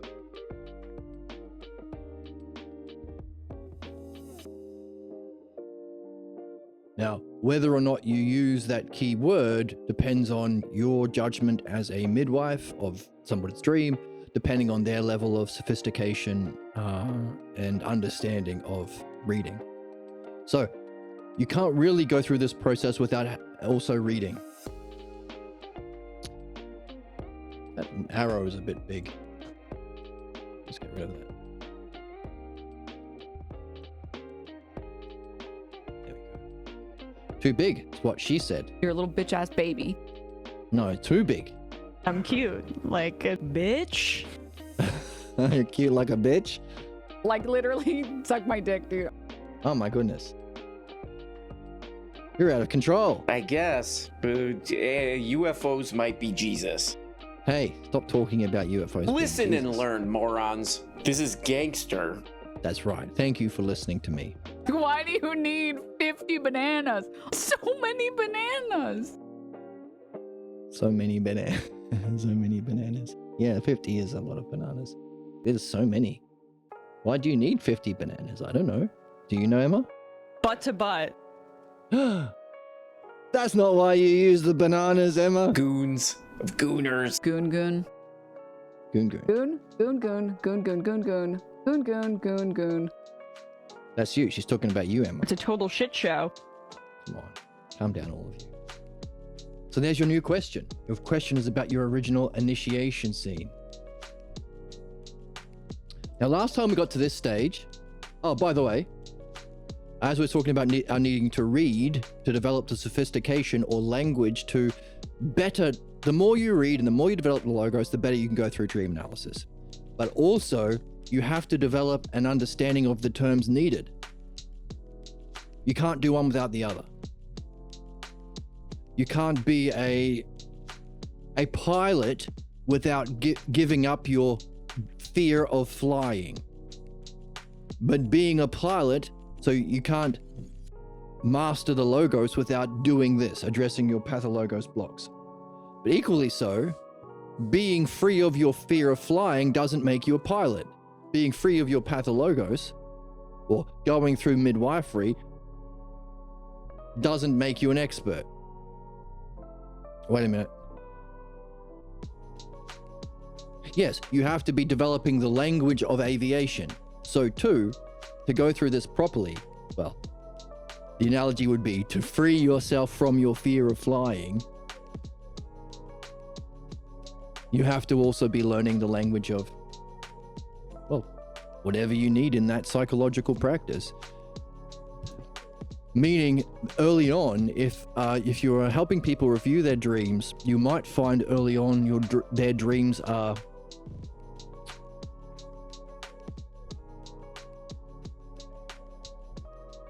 well, maybe not early on, at some stage, it will point to their need to start to read something that we read here. Any of the Balboa translations of Plato are good. Any of Pierre Grimes' works are good. Pierre Grimes also has a bunch of essays that are good. The Balboa translation of the Iliad is fine. And he's working on the Odyssey. Why? Because they reflect the logos and the self. Now on this channel, we read Grimes and Plato, Balboa translations of Plato, because Socrates and Pierre Grimes are two people who have gone through this. Makes it simple.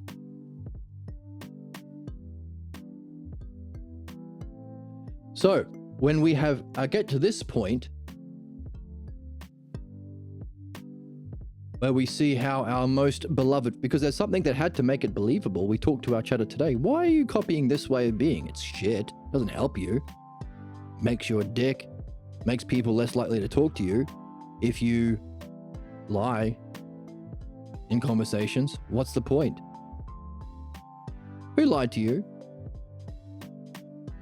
When you start to realize that the problem that you've that you are living out in your dreams and daydreams and even fantasies and in your real everyday life, well, that you have in your dreams, reflect a problem that's in your present life and has gone through your whole past and has kept you bound to a kind of unjust fate, whether you like it or not. And all of that is from a kind of fake origin scene where people who weren't wise or knowing just pretended to be because they could fucking get away with it because of the shitty way we allow kids to be raised in our society, in a fucking box with people who get to play out their beliefs with impunity, like a capitalist or a clergy or a conservative. Belief-based injustice, priming us to accept that within society, which is sick, and the cause of human injustice and bloodshed and death and destruction en masse. You might be angry. So you might have noticed that as I was describing that, there was some anger coming up. Not anger, I mean kind of anger. Frustration at the ignorance. That's what we're pointing to. Therefore, at this stage, where you have to now, where you've seen that there is an origin scene, it becomes doubly important to be reading. Why? Because here we need, we need our analogy of belief and understanding. The more we have this, the better we can address so we need our reading and reflection, our reading, reflection that we provide here. You don't have to be a billionaire. You don't have to subscribe. You don't have to buy a patent. You don't have to go through a ritual initiation. You don't have to drink children's blood on some crazy island. Nope. You can buy me a coffee. There's a link below. But you can go through reading and reflection here.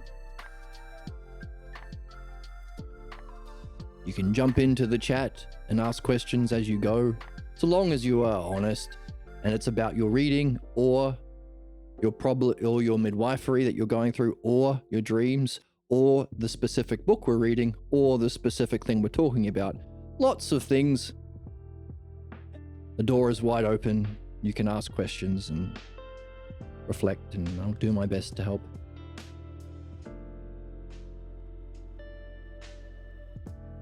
But the door's wide open at this stage. Maybe when we get millions of viewers like Asmongold and Hassan Piker on Twitch, they don't get millions, they get like 10,000. I think Asmon's are all bots anyway. Nevertheless, if we get popular, then maybe we can be more specific about the sorts of questions you ask. But right now, the door's open.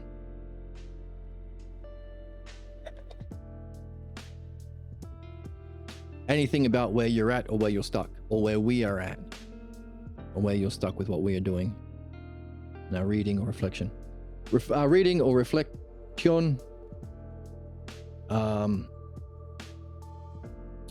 Your use of dialect or analogy.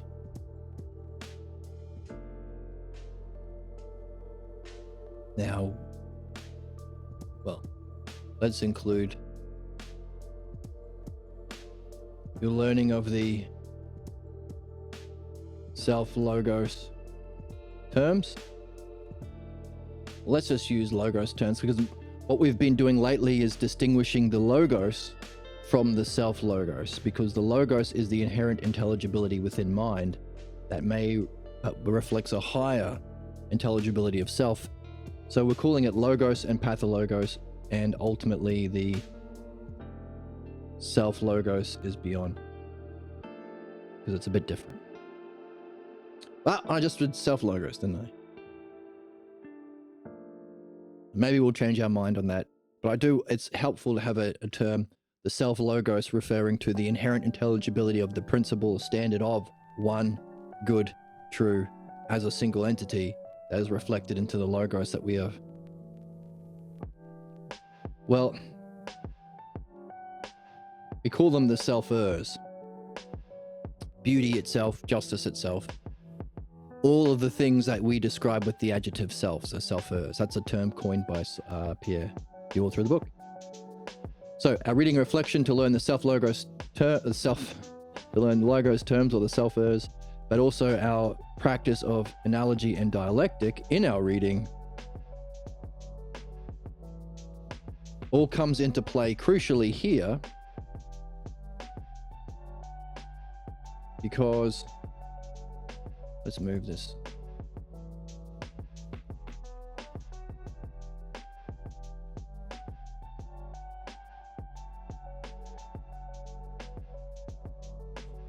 A bit.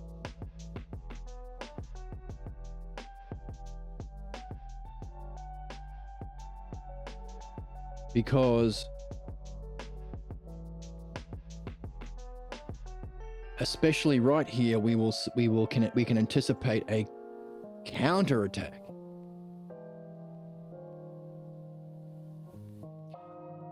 Either the anger, because this is the source of our anger. If we're either in the Dharma or the A is to B as A is to B, all of our anger is from this scene. The inherent injustice we suffered against the self becomes the source of the anger that we project on the world. The problematic anger. We're all angry. We're looking for a situation similar enough to our own situation, A is to B.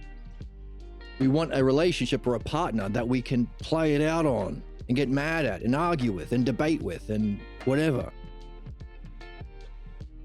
Ever notice the self-fulfilling prophecy of racists? Oh, you look like this, I'm gonna be my parent to you, and then you're gonna get mad and fight back. See? It's like, I heard someone say recently, white supremacist Nazi people like when they get attacked in the comment sections or called Nazi. It's like, see, you're so mean to me. You're a savage. I was right. No. You're causing that. They can't see that they're causing it. That's the self-fulfilling prophecy and the self-protecting ignorance and mechanism of projection of your problems and then blind spots from seeing the essential logos and patterns of what you need to see to free yourself from it. That's interpretation. It's all relative is saying that the very cause of human ignorance and stupidity and being stuck, projection, interpretation, projecting what isn't there and blind spots from what is there, is good actually. That's why old mate who came in and said, oh, I think it's true that it's all relative, was so stupid. He wasn't stupid for having that position, he was stupid for refusing to reflect on it and lie instead.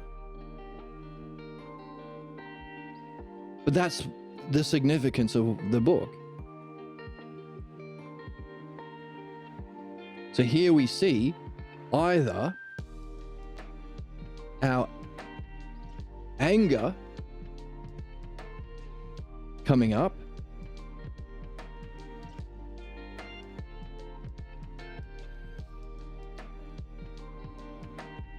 that may serve to block us, or our counterattacks.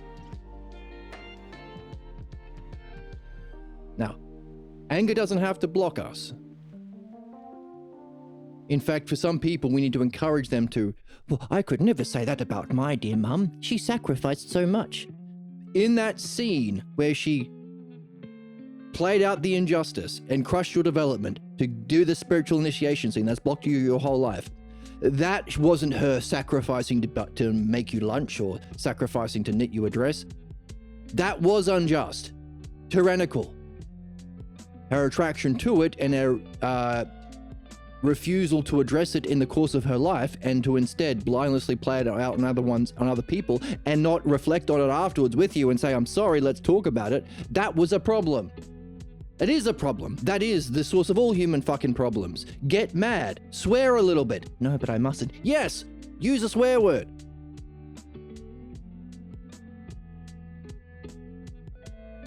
So sometimes the anger is necessary when then refusing to let it out. But sometimes it needs to be tempered a little bit to continue the reflection.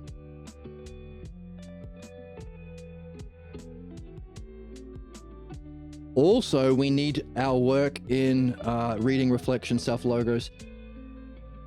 Reading and reflection 2, learn the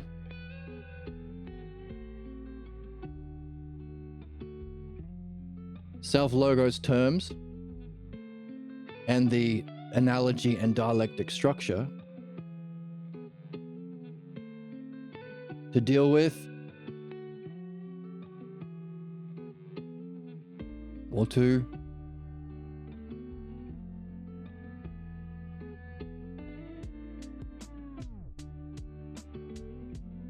well, no, anger would be a different idea. So anger is justified here and encouraged in some instances. Counterattacks of belief.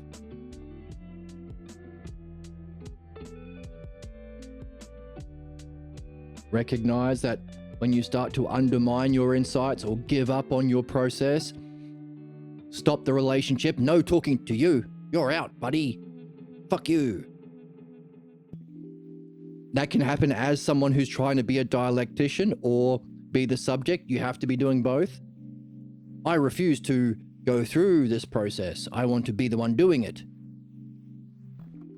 That's a counterattack. That's not right. That's breaking the principles. Or I refuse to, reflect on myself. Only do it to you. That's just a way of trying to play out your bullshit fucking pathologos with impunity. Grow up, learn, reflect, do better. Or I can't do it. Or the model is stupid.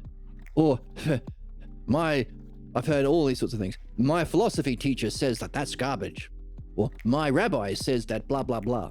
How can you understand human problems? Surely Sigmund Freud would have seen it. How can you solve problems? Surely Abraham should have seen it. Surely Donald Trump would have seen it. Surely the DSM manual would have had it in. How can you oppose? Who are you to say? All of these things that we've seen Harry use to counterattack the reasoning and logos of the dialectic in the book. To make it personal. That's just your opinion. Let's agree to disagree. All of these counterattacks we have to be on alert for, look out for, and not succumb to. But also we need the dialectic too. The better we know the dialectic and a use of analogy and the use of these key terms, the better we can answer. The better we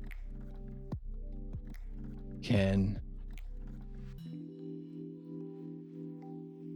understand,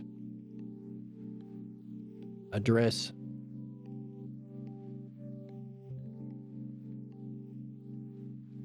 and answer.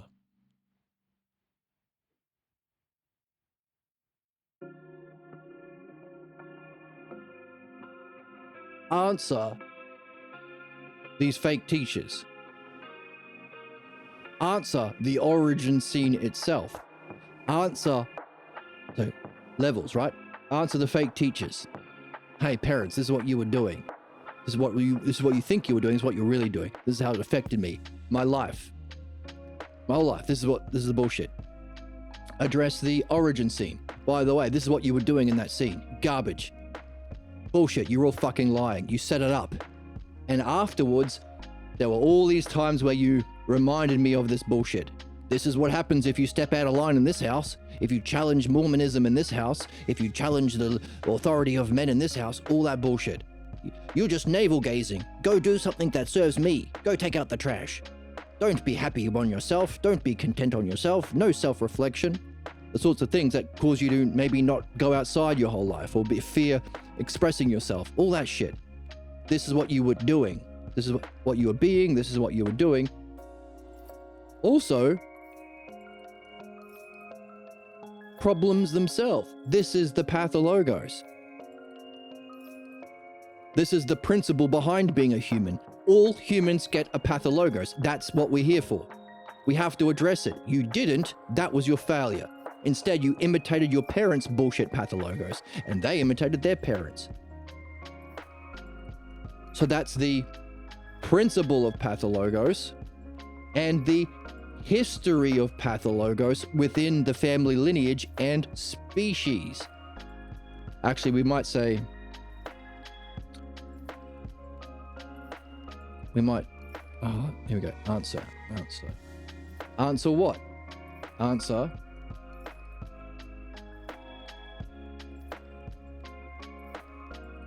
The fake guru, that's the role that we're playing, but they weren't.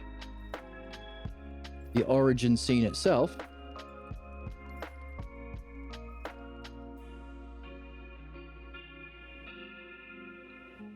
The family history.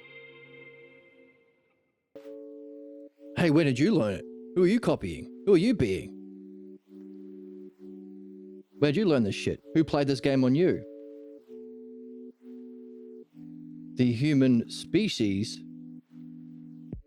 By the way, do you know that if you are imitating your stupid, ignorant parents, and they, them, and them, where do you think it goes all the way back to? The cave?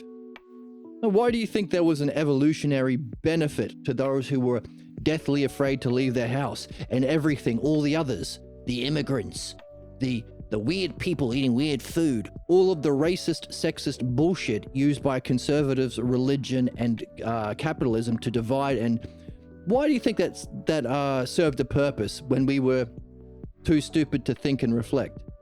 Would it keep us from being eaten by saber-toothed tigers?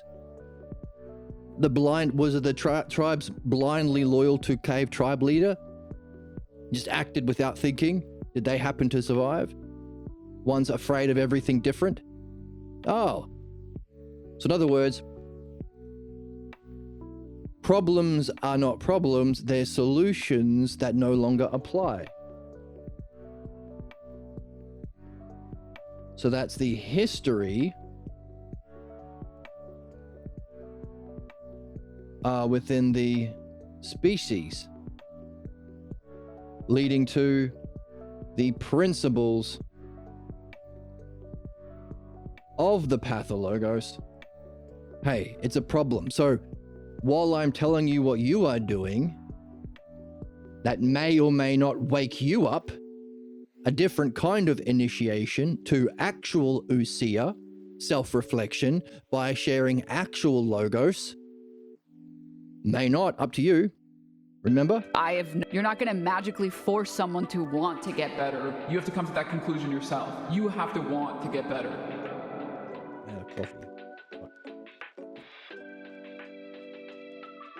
You have to want to change, so they may or may not change their mind. Most often they don't.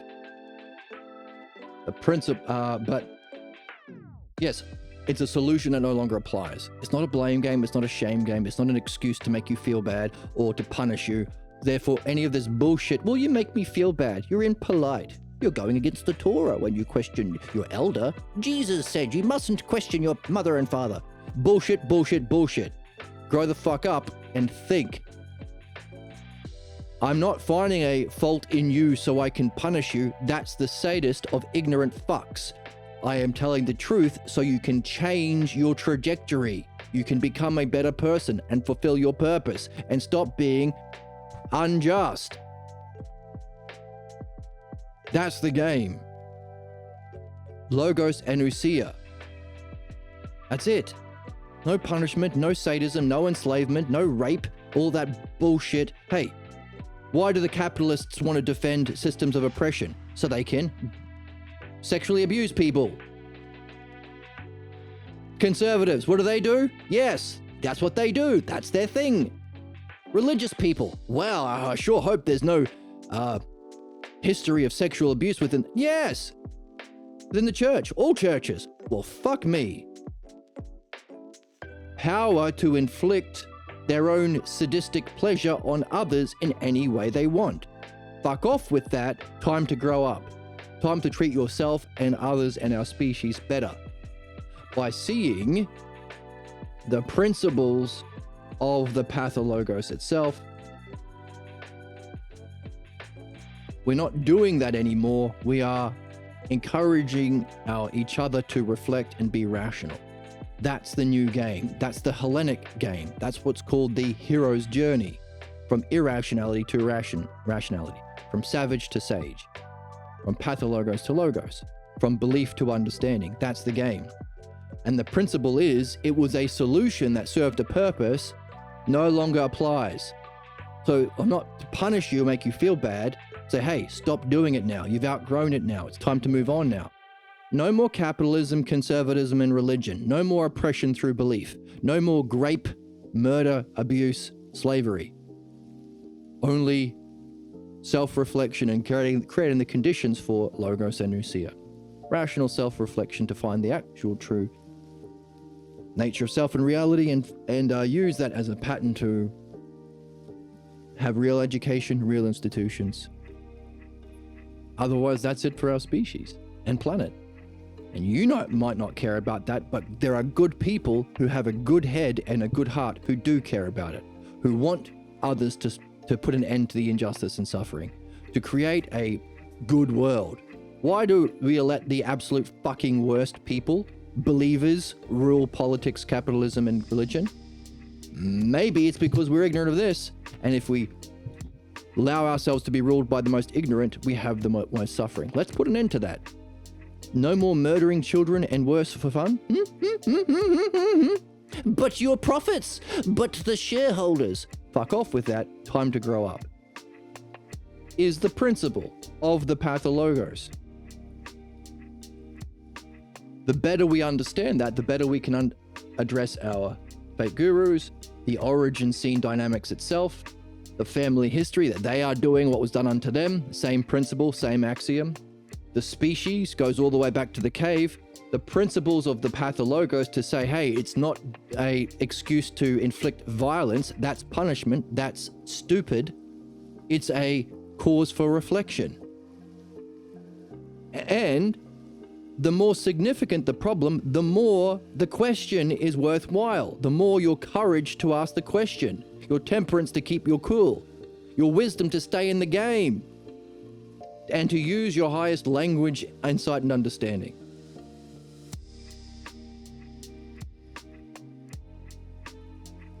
And then ultimately the purpose of the Pathologos. Everything we've been learning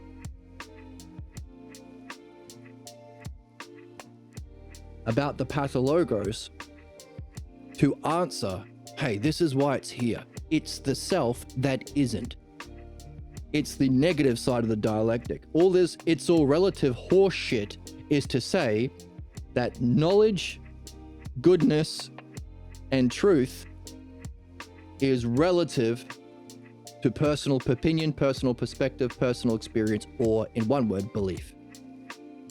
In other words, the injustice and tyranny that we have been living out through our species, through our family, through the origin scene, through the initiation scene, and through my life is nothing other than what if beauty, justice, truth, all the things that this fake initiation scene represented wasn't real, objective, true, but was just whatever fucking horseshit our parents played on us when they pretended to know shit they didn't. That's the issue. Our lives is showing the absurdities and horrors that follow if any of these aspects of reality, beauty, justice, doesn't exist in being, a non-physical dimension of reality that's always eternal. So that we can learn about the self by experiencing what happens if we don't learn about the self, or if we have a false learning about the self. We're learning about the self by seeing what happens if it isn't. And we only learn that if we're also doing the opposite, learning about what it is. That's why we have to be reading along the way. So all of this stuff is from our reading, allowing us to answer the purpose of the Pathologos, to reflect the self in its distorted reflection to teach us what it isn't. So we learn about the self that is and what is beyond the ultimate, but also see the significance about not giving it up. So all of that stuff we said about maintaining your goals is necessary. Do you want to fall into ignorance again? How many worlds like the world that we're living in currently? Countless fascism and disgusting abuse and all sorts of torture. How often do you want to go through that? Or do you want to, going back to our questions about goals, maintain your goal? Always function through the dialectic and the logos. Or do you want to just not maintain your goals and dip into your ignorance and injustice. Oh, surely beliefs are not. Yes, they are, but not my beliefs. Yes, your beliefs, but not always beliefs. Yes, always beliefs. But I love beliefs when I want to be raised. No beliefs. That's the issue. Or how many times you want to suffer the implications of that? Not just in your relationship or whatever event, but your thoughts, distractions, tangents, daydreams, and night dreams, and incarnations. That's the implications. Showing the axiom of what happens if the negative side of the dialectic. And what did we say shows the truth of something? You take the positive. What if the subject is, and you see that it necessarily follows? Oh, then it must be true. Or there is a higher degree of beauty, symmetry, harmony that follows? Oh, that must be the truth. Or you take the opposite. What if it was all relative? Like we said, hey, what if landing a plane to our friend, to the dude in chat, what if landing a plane was all relative to a personal opinion? The horrors that would follow. Plane would crash. Of course, he didn't have the honesty or integrity to answer a direct question, so fuck him, I guess. Dumbass. Dumbass. But if he were smart enough or have enough character to answer a simple question, he would say, oh, yeah, that would be a horrific end. But I think philosophy is about debating, just arguing with people, like my dad. Yeah, like who? That's the issue. So the absurdities and horrors that follow us carrying a false belief about reality or any of the subjects we explore in the dialectic. The aspects of reality and ultimately the self. So the two levels of dialectic, the aspects of reality, the kinds of oneness, whole, part, same, different, the kinds of goodness, beauty, justice, the kinds of truth. So the true, the false, or the ultimate. Truth doesn't really, I guess truth, the truth of, so it's more relational, isn't it? The truth of beauty, the truth of reality, the truth of the goodnesses. Or the greater whole, the greater sameness, the greater out of time. These are all aspects of mind, ultimately, that we can know and experience in the actual, that's the actual initiation experience. So the more that we do the dialectic and the more we have that experience, the better we can use analogy to contrast it with the fake origin scene. Shit, they looked beautiful when they did this. It looked just when they did this. It looked like they were sharing the whole of the teaching of the family. It looked true. The more that we know the truth, the better we can make that contrast. And the better we've understood it, well, we got to do both. That's wisdom. The application of which is the virtue of wisdom. If wisdom is the knowing and understanding, the sameness and differences of the greater, the virtue of wisdom is applying it here specifically. This is the end of the ball game where it all comes to be. No, you're not. I would scoop the moon. It's not being crazy. Off the perky. Why do you need Jester Goon Maxed? I'm eating the test. Everybody should love sluts. Now we're getting into extreme. I have a sickness for the thickness. I'm joy maxing, okay? In the final quarter of. Oh my God, it was the last one when I gave up. Oh. My soundboard's random, so sometimes I didn't. In the ball game, when it all comes down to it, it's where it matters. Just shut up. Okay, calm down, Emma. That's anti-feminist in some way. Wrong. You're so wrong. So but wrong. that's okay. We're all allowed to be wrong sometimes. So, all of this comes into play here.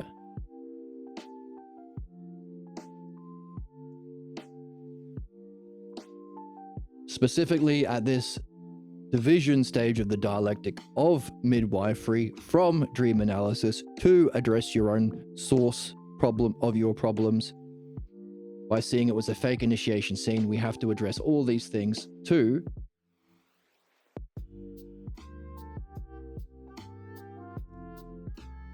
not just answer your problem or understand it sufficient, not just to understand it sufficiently,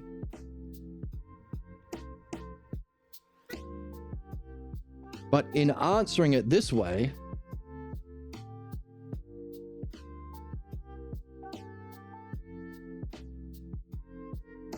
You are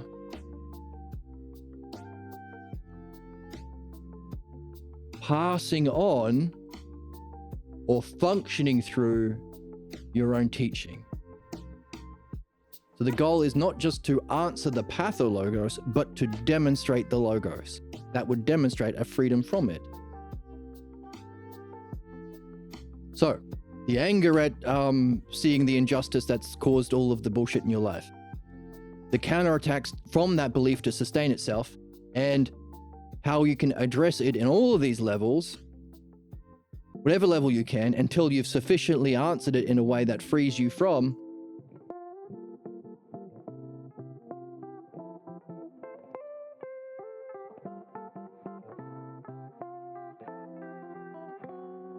So any level of any of those, I don't know, whatever level is sufficient to free yourself from. Yeah, A is to be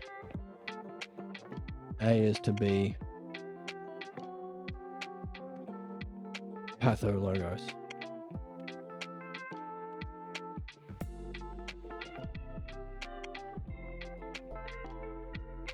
That's where we are.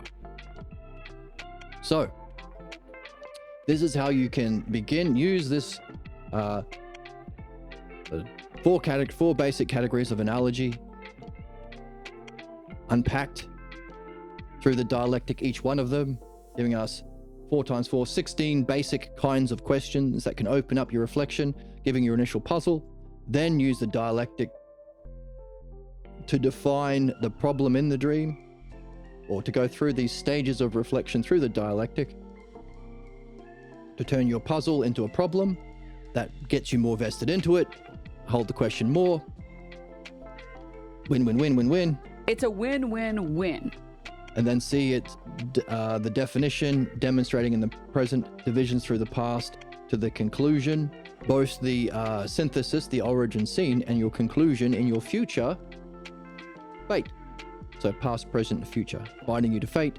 That makes it an axiom, binding you to fate, or yeah, that's future. We should probably write future on the board here.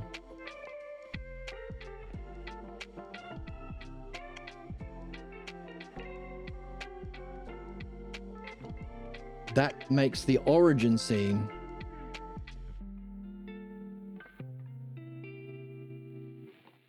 I'll give it a different, make it green. Make it yellow. Past, present, and future are good words to use. So let's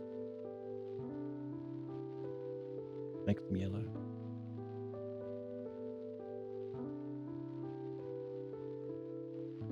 Therefore, the origin scene,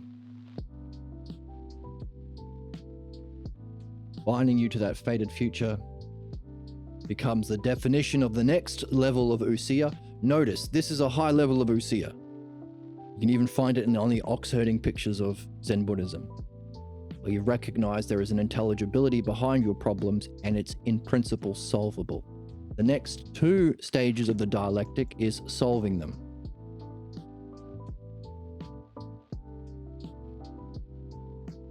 How do we answer?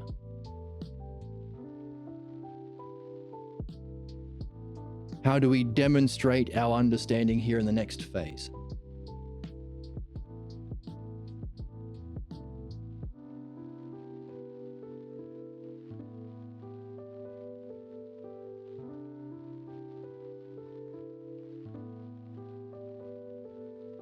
How do we use all this to answer?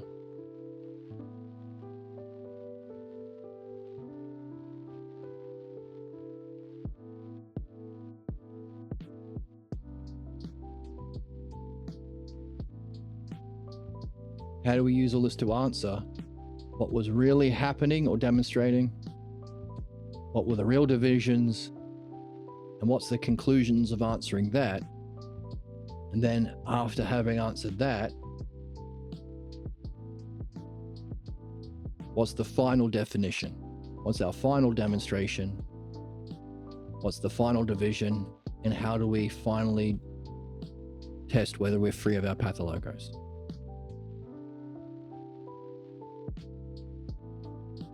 That would be the ending of philosophical midwifery. Now, to answer that, we have to read the orange book that we have started to read on this channel, the Philosophical Midwifery book. But now we have the question. We want to find the methodology specifically applied to our dream analysis to conclude midwifery. That question will motivate us to read the heck out of that book, but also finish reading this book. This is a question we can take with us in this book. How do we go from Harry to Joseph? Or beyond both? But those are the original Mega Dialecticon puzzle, the first two dialectics on dream analysis leading to the origin scene, that's enough to go on. Hey, maybe you can work out the next stages or your own system, provided it's, following analogy and dialectic and logos. But it's enough to work on. The more you do it, the more you'll see, and the more you can apply it to that origin scene. And the more you do it, the more you can trace it back to that origin scene. It can be difficult even to remember that early scene. It's as early as you can get, but there still has to be logos. There has to be enough language within you as an infant or a young child to be able to come to the conclusion it was only done without words. So that all of the way through, that seeing, hearing, and thinking standard, this is what's blocked. We didn't see what was happening, or we didn't judge it accurately, or we didn't speak up about it, act on it. That's what we're doing now. We're going back to the origin scene to do what we didn't do then. And say, hey, this is a solution that I came to buy into this bullshit to survive my upbringing, but it's no longer applicable. I have higher goals than you will ever reach. You can play if you want, but yeah, good luck. Require you abandoning or sacrificing your injustice that you're addicted to. Only the best people can do that. Maybe when we teach it in schools, more people can do it. So that's enough to go on, I think. But maybe at the end of this text, we can go back and see if we can add in more about these last two dialectical categories, the rest of division and the rest of conclusion. And if not, we might have to dip into the orange book after this. So, have a play. Use this as a model. Reflect on your dreams. Big review today, but I think we're up to speed. Definitely next time, maybe we can jump in and finish the book. I think this is enough to go on. I'll have to have a think about it. But yeah.